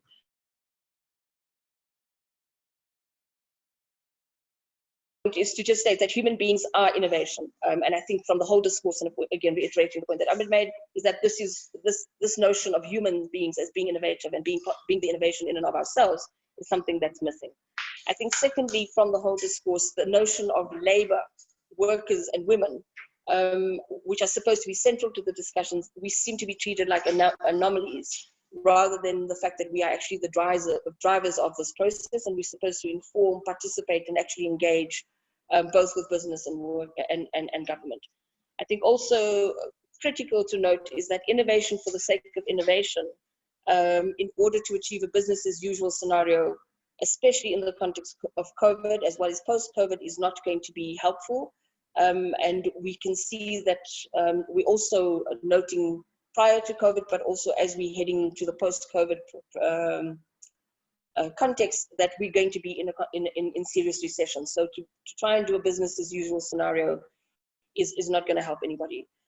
We see the public sector and the private sector currently as part of this recession in collapse, and I think it's important that we must also state that capital maintains its hegemony as we see the collapsing. So when we're wanting to do innovation, we must remember that innovation should be for the purpose of democratization. It should be owned by the people, and it should be used in a way that allows us all to realize our full potentials. And in order to do this, it is essential that the working class and workers and labor and communities be brought on board. If this is going to be our orientation, it's not the normal dominant way in which we approach things. So I'm arguing that we need to have a paradigm shift in a way that allows us to approach innovation to address the key issues of class, race, and gender inequalities, and that while being present, and that it then helps us, rather than to accentuate the current challenges we're currently seeing under COVID, to actually substantively address this. If we do not change our orientation, I think we will fail in the reasons for why we are being innovative. Innovation does not get us anywhere if we do not use it to address these key challenges. I think in terms of our country, we're faced by high levels of unemployment. We need to be focusing and using innovation specifically to focus on youth employment, youth skills, addressing the key inequalities, and I think even gender-based violence in relation to where women are concerned. And if we cannot concretely address these fundamental challenges that we're currently facing in our country at the moment with regards to class, race, and gender inequalities, then we will be merely using innovation as a tool for perpetuation and worsening the status quo. And I think more importantly, it would also then leave us questioning, and I think for generations after us, they would be begging the question, innovation for who? So when we talk about e-learning, and I think COVID has blatantly held up a mirror for us, when we talk about e-learning, it will always be e-learning for who? When we talk about e-vehicles for who? When we talk about 4IR and artificial intelligence and innovation and 4IR for who? So I think if we really committed to using innovation to address it in its entirety, and to achieve the objectives of inequality, then we need to be addressing some of these key challenges. And maybe just as a way forward to say that this is not something that is new. I mean, there's different organizations, including Naledi, that's working with organizations like IRI, where we've brought labor and science and innovation, as well as working class communities, as well as workers together to try and collaborate and find ways to make innovation work for us. I'm currently sitting at the NACI for NUM, and one of the key challenges that we're facing, or that NUM is facing, for example, I think reference was made to renewable energy. So rather than renewable energy being a space to create a new industrial strategy that supports manufacturing, job creation, and skills and development, and in fact bringing about a just transition, we're actually seeing innovation lead to unemployment, retrenchments, and a ghost town like we see in Hendrina. So I think we really need to concretely be thinking about the approach and the paradigm in which we want to see innovation work in South Africa. Thanks. Thank you very much, Hamida, for those remarks. I think it picks up very much on the theme of the paper by Johan in terms of the social impact of innovation, and that it must be driven by the desire to make an impact. I think these are all very relevant inputs. I'd like to move now to the Q&A session. I'm mindful of time, that we only have about 20 minutes remaining for this session. But I would like to ask this question to the DG. DG, given the fact that this pandemic, I think, has created a bending platform for us to do things differently and accelerate the implementation, perhaps, of some of the intentions of the 2019 White Paper, particularly those that pertain to the role of innovation in industrial development. In your view, and perhaps in the view of the department, what should we do differently post-COVID to give more impetus to the implementation of the White Paper, given, I think, the changed circumstances and the reduced funding environment that we find ourselves? DG? Do we still have the DG, or have we lost the DG? Yes, I'm here, but it doesn't look like my video is enabled. So I hope you can hear me. I can hear you very well. You cannot. Oh, yeah, start my video. Can you see me now? Yes. I think a very important point, but we are encouraged by a number of things, Dr. Dlamini, because the point that was made earlier on that all of the discussions that we're having in innovation, if it doesn't have different pillars and role players that I think have got to be around the table to value what innovation can do for their sectors, we will not be able to go anywhere. So what we are designing at a policy level is these two structures that we have mentioned in the white paper. We believe that by a Minister of Science and Innovation and Higher Education convening, first of all, ministers in the public sector, we hope that this will include provinces as well. And you saw in the presentation earlier this morning from Desikan that the role of innovation in the provinces and local government is just as important as what we put as high-level policies at our level. So we hope that that structure, which hopes to have an innovation compact, would be a structure that would say innovation is not something that the Department of Science and Innovation has to worry about. It's something that all of us in the public sector should be thinking about and making sure that we put strategies to then drive innovation for ourselves. And that innovation benefits society in its largest definition of society in this case. So we hope that that would begin the right conversation. And then, of course, as you know, once the public sector has an innovation compact that includes the resources that would be committed, for an example, a certain percentage of the budget for the Department of Health or a certain budget from the Department of Agriculture or TTIC around innovations to reindustrialize the economy. That conversation gets taken to the private sector and NGOs and other societal structures to say, as a society, we would like to embrace innovation. This is what government is bringing into the table, so that the innovation strategy that comes out of that is an innovation strategy that has a supply side in terms of what we in the public sector, the public research organizations and universities have thought about, but begin to align that with the needs of the society through that STI plenary. With the hope then that the final strategy decadal plan takes into account all of the issues that have been raised by Amida, issues raised by CAS, issues raised by the other panelists. We all then have an innovation system and an innovation plan that speak to both the supply and the demand side.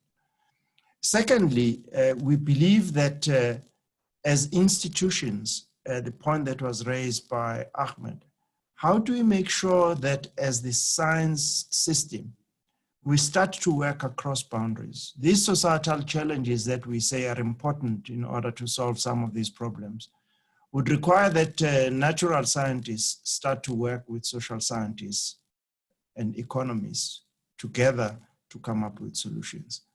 And in the, as you would know, Dr. Dlamini, in the lessons we've learned from COVID and with the observatory that we are trying to put together, we've started to learn that working across these disciplines is probably the most difficult thing, but the most urgent thing in terms of the policy design that we have to think about, whether it's incentives, whether it's programs that are designed, of course, collectively across all of these spheres, in my view, in line with the open science concept, open innovation concept that, are, as you know, is being discussed globally, is going to be the two key drivers. And then the third point that I think is extremely important, which of course I did mention earlier on, is that we are working very, very hard to make sure that the resources are made available, because we've learned, and there is a great appreciation across the public sector and government in particular, that if we hadn't invested 20 years ago, 25 years ago, and some of these examples that I gave and others, we would not be having a science system that is able to respond. And therefore, one of our biggest headaches going forward is what would be the right balance between making sure that as scientists, you are given the resources and the space to invest in those areas that are not probably seen as important now, but we build this capacity and these competencies over a period of the next 10 to 15 years. Thanks very much. Well, thank you.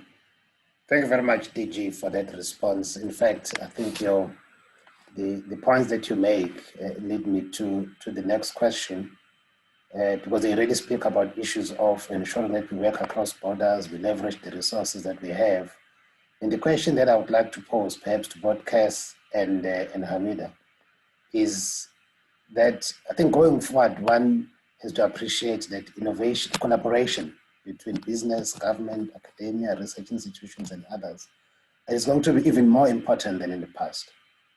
And in your view, from a business perspective, what do you think needs to change to get business to engage more and for us to experience more translation of research outcomes into industrial impact? And how do we use this to build more resilience in the economy and to address issues of inclusive economic development as well? Perhaps I'm going to ask Cass to start first, and then Hamida can come after that. Okay, thanks. Look, I think if there's the other thing that COVID, certainly from our point of view, has shown. So we've been working with government, labor, and community groups at NEDLAC through a NEDLAC Rapid Response Task Team that meets for 3 hours every Tuesday and has been meeting for 3 hours every Tuesday throughout the period of the pandemic. And we've seen that under a situation of crisis, when we all need to get together to actually address that crisis, we are able to make substantial progress. And we have collaborated to make very good progress. And I think that we need to carry that through.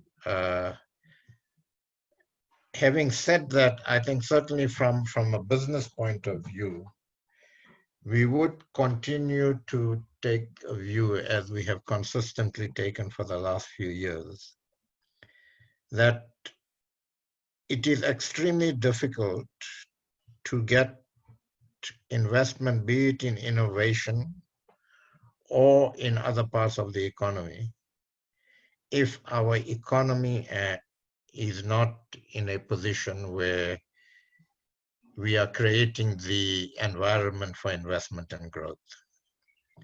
Because at the end of the day, business operates on confidence, business operates on certainty, and whether we like it or not, funds go to those jurisdictions where responsible profits can be made, and then investment is made. So we certainly, in our interactions with government and labor in particular currently, and those interactions are going on even as I speak in NEDLAC right now, are saying, how do we get onto the same page to say that we agree on the fundamentals to create an environment for investment, on the back of that investment, ensure inclusive growth, and so that we can unleash both the resources and capacity in the private sector to invest in different parts of the economy,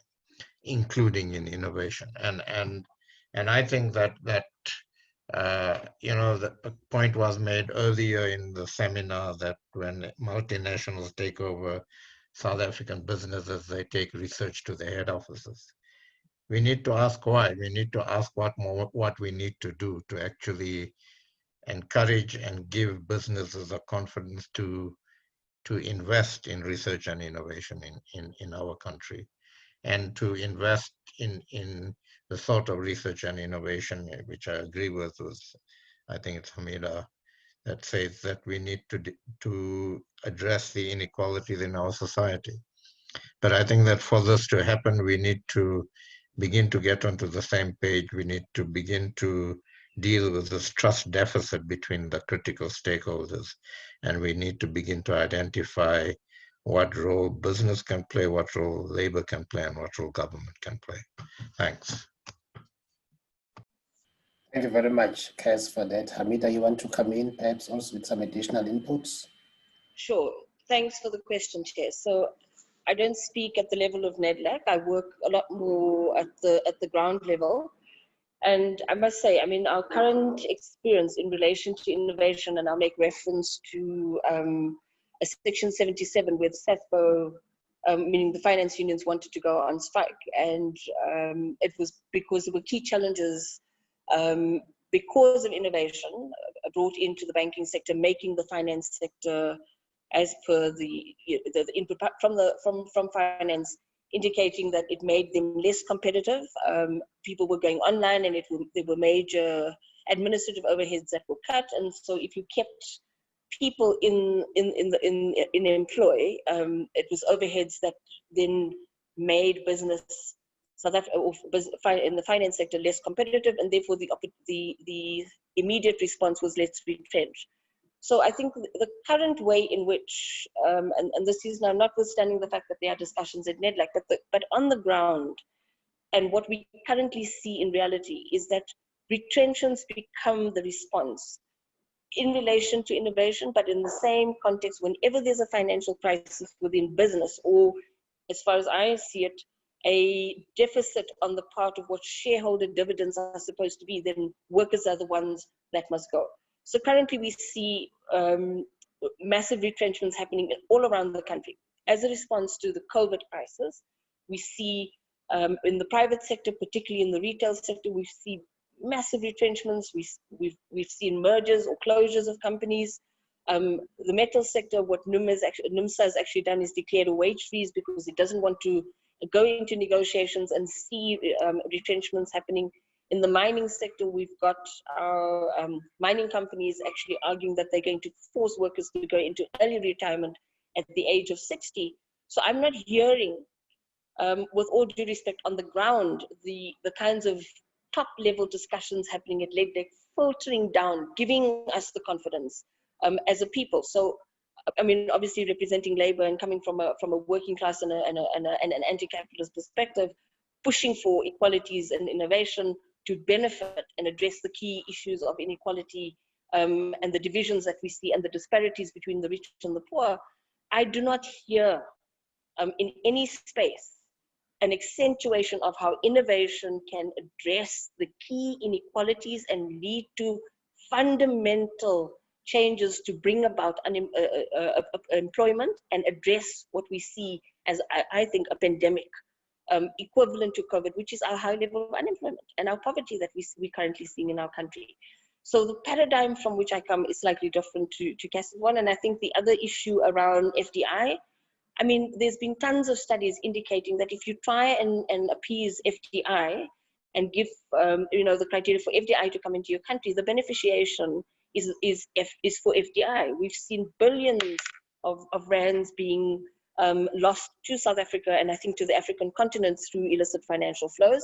So I'm not supportive of FDI. I'm supportive of us building our country, focusing on the people in this country, addressing the inequalities and using innovation to be able to do that. So to respond to the chair's question, do I think that there's a space for labor and business? Absolutely. I think in the area of energy and trying to bring about an energy transition using innovation, we work with Mike Livington, and Mike Livington is a key player in the business sector, but he has a respect and an understanding, but also a concerted commitment to wanting to address inequalities, but also hearing why it is so important for investment to happen in human beings and in people, rather than simply moving towards retrenchment or operating as an IPP that does not recognize that co-ownership through innovation and allowing communities to actually own the generation of the electricity can actually lead to greater forms of innovation and therefore translate into deeper forms of equality rather than inequality. Thanks. Thank you very much, Hamid. I'd like to thank all the input so far, I think very rich.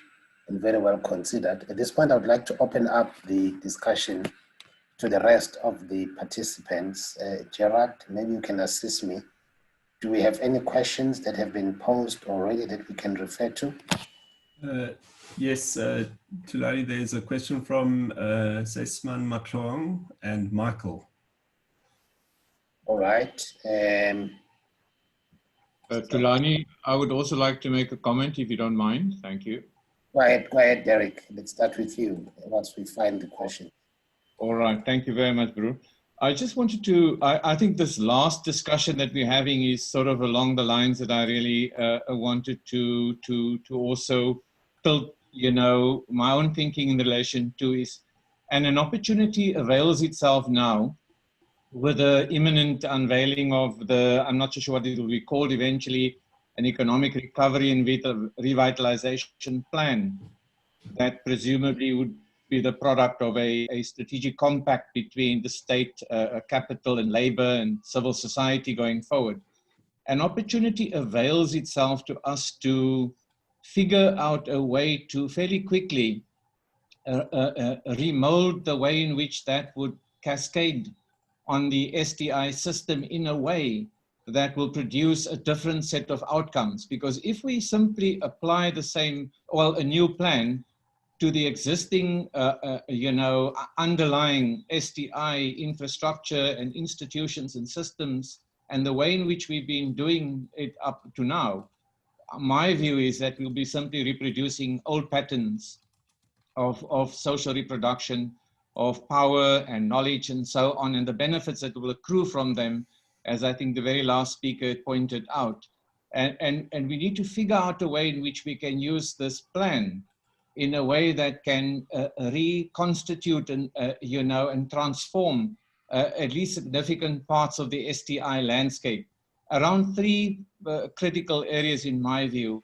One is the nature of the institutions. And I think a number of us have made, including the DG, have made some very valuable comments about how that landscape, that institutional landscape needs to be reconfigured. Now, the white paper on science, innovation and technology that we adopted in 2019 makes provision for a new set of institutions, which the DG spoke about, to begin to integrate STI across the state apparatus in a way that has not been up until now possible at a ministerial level, but I want, and also between the national, provincial and local level as well.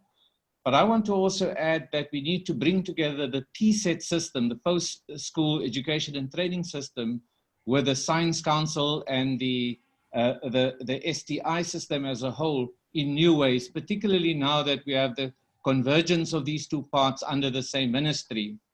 But as I've said to the minister many times, the fact that they hang together under one canopy does not mean that they work together in a seamless way. But we are afforded with a strategic opportunity to fuse them much more closely.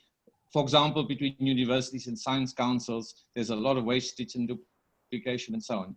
And then at a third level, which is a strategic compact between the state, capital, labor, and civil society, I think that's a nexus that we have to explore much greater integration over the next period, so that the landscape around which we build STI as a powerful and an important ingredient in the recovery and the revitalization economic plan is, for me, absolutely crucial for us to think very methodically and clearly how we're going to drive the process. So it's not incidental to the revitalization plan. And then the second one is the link between the plan around how we can reconfigure the structural dynamics of the system. For example, the issues that Amit spoke about, the relationship, the dialectic between supply and demand in the STI system. I think that's an important opportunity for us to think how we're going to make this a demand-driven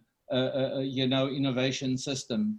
And also the link between informal and formal economic networks, between high-tech and intermediary technology networks in the system.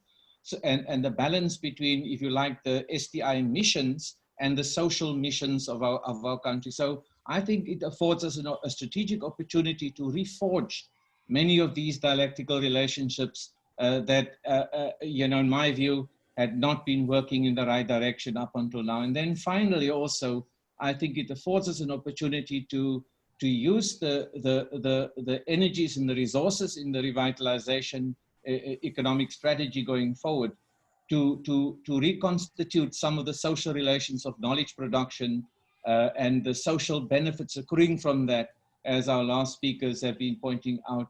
Otherwise, it will, it will be pouring a new wine into old bottles, to use a rather odd metaphor, going forward as well. And so I do think that we need to make sure that the STI implications of the revitalization plan are explicitly drawn out when this is negotiated with all the players involved as well. Thank you very much, Tulani. Well, thank you very much, Derek, for those very well considered inputs. We should have had you in the panel, in fact. I would like to now invite Michael, I see you have your hand raised, to also pose a question or make an input. Michael? Thank you. Can you hear me, Chair? Thank you very much. I can hear you very well. That's great. I'd like to thank everyone, organizers, panelists, participants, for a really fabulous dialogue. I wish it could go on for days and be a very regular event. So thank you very much. So it's quite difficult to decide exactly where to come in, but I would really like to come in at the level of social. Ahmed Bawa touched on this, and it would be to highlight the fact that we have enormous social innovations taking place all the time, but we fail to recognize them. And the one that we are now living with is known as the Disaster Management Act of 2002. It is a major innovation.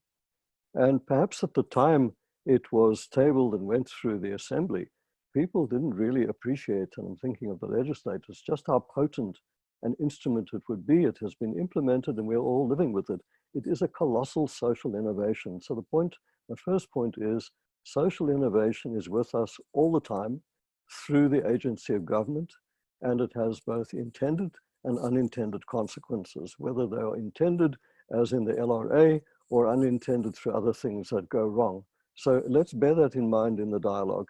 Secondly, in speaking about the social sciences, there's a very interesting graphic in the recently published NACI document, the Foresight 2030, and I would invite the participants to have a look at it later, because in there you have evidence of our publication, our scientific output, strengths in various fields, the activity index, as well as a quality index. And there's a particular graphic there which speaks directly to the dialogue today. Up in the top quadrant, where you have high activity and high impact, you find immunology. And below that, you have high activity and very low impact. And that, regrettably, colleagues, is the social sciences. So it does begin to beg the question, what are we researching? Who's putting the money in? And what kind of value is being generated? And of course, I have to be careful here, because research impact is as measured in the scientific community, which is quite different to impact as is felt in the broader environment. And that takes me to the last point. I think the discussion here around demand is really, really very welcome. We raised it very strongly roughly 10 years ago. It hasn't really grown legs, but given the with COVID world that we are now going to be living in into the foreseeable future, demand really is on the agenda everywhere. And it was beautifully expressed by Kaskovadia in the discussions on TVED. So thank you very much to everyone, and thank you for the time. Well, thank you very much, Michael, for those inputs. Gerald, I see that we've run out of time, but perhaps let's take the one question that you said was posed. I cannot find it. Maybe you can read it out for us. Tulani, which question would that be? Sisman indicated his question was covered in the comment by Hamida about NEDLAC. I'm not sure if that was what you were referring to. Yes, we said it was Michael and somebody else. So if that has been covered. That's been covered, yeah. All right, perfect. Colleagues, we've run out of time. I think it has already been a very rich discussion, which I hope doesn't just end in a discussion. That we can take some of these inputs forward and start to see progress in terms of then being realized and being implemented in one way or another. I'd like to take this opportunity to thank all the panelists who have participated today. I think you've shared with us a lot of very deep insights, which I'm sure that the team has captured. And as I said, we'll see that we can incorporate these into how we do things going forward. Chair, I would like to hand back to you then, and thank you very much.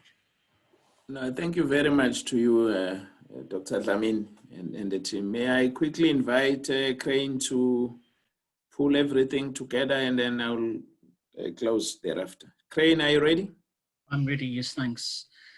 Thank you very much, Mlungisi. So colleagues, I've been given 20 minutes here to sum up, but I won't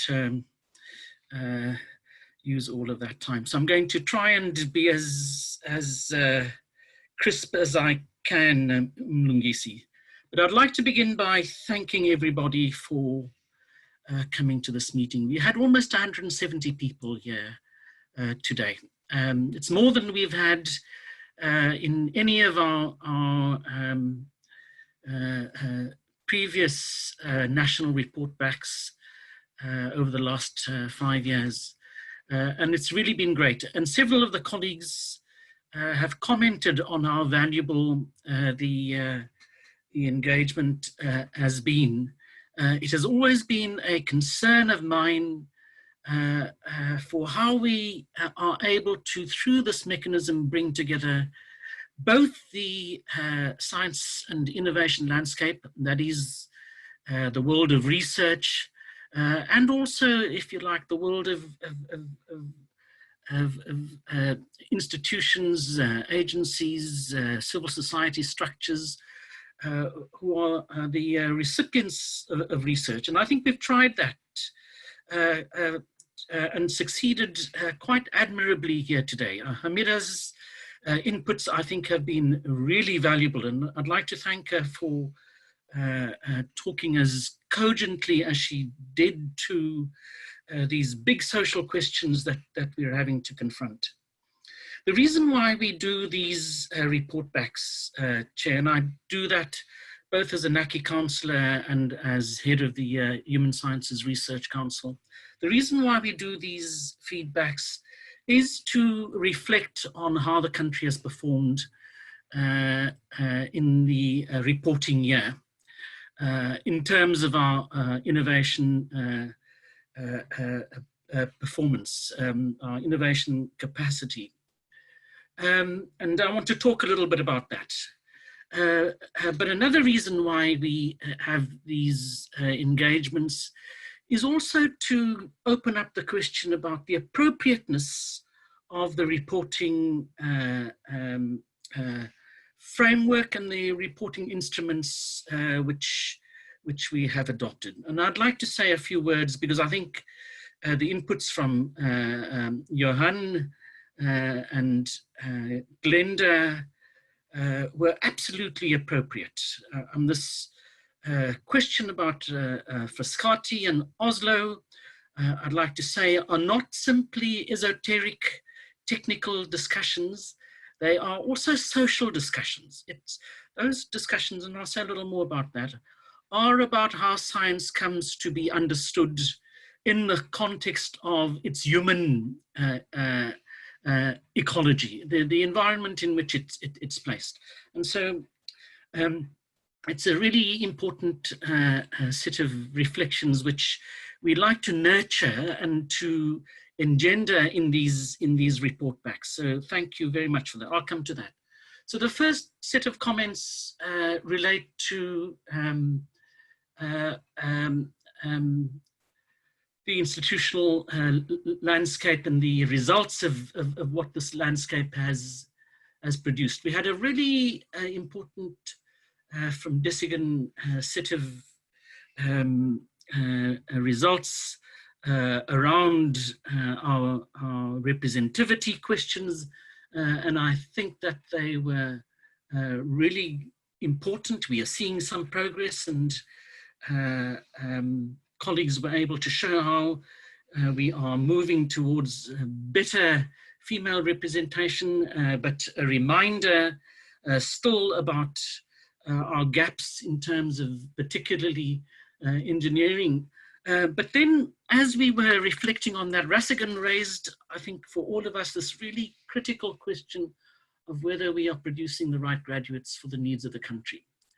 And what that discussion provokes in more general terms, colleagues, is this big design question, which many colleagues, including Derek, raised. Ahmed also raised it, about the design of our STI landscape, the design of universities, the design of the science councils, the design of the agencies which support all of this. And I think that that's an absolutely crucial discussion, which the STIL project which we have underway is crucially going to focus our attention on.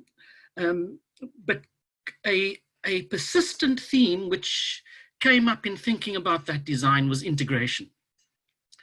And I think that this question of the integration of the system is one that we don't understand properly. Colleagues, Ilana raised the question of integration of our governance systems.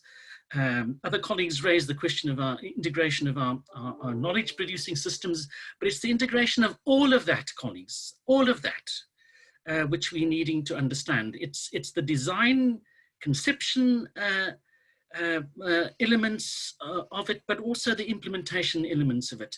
And we have to have this discussion.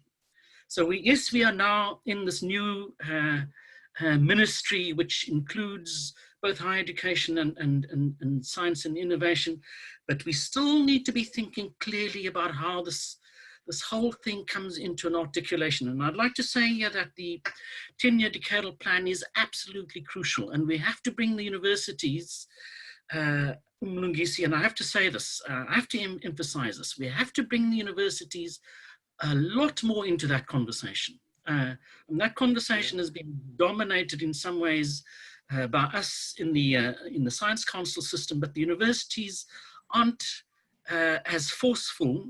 Ahmed and Yusuf must please be really attentive to this. This decadal plan requires a level of sophisticated engagement, which I don't think we, which we have.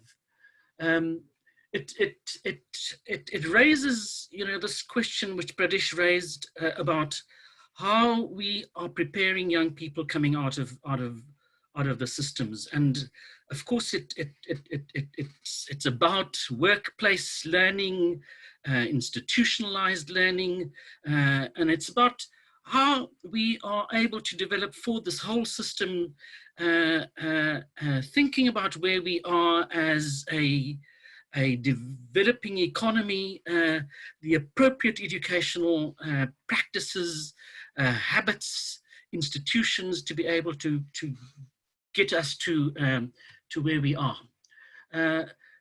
We had a really important discussion about funding, and I'm not going to rehearse the issues that were raised, but several colleagues brought up this question about these reductions in our investment around GRD. Good.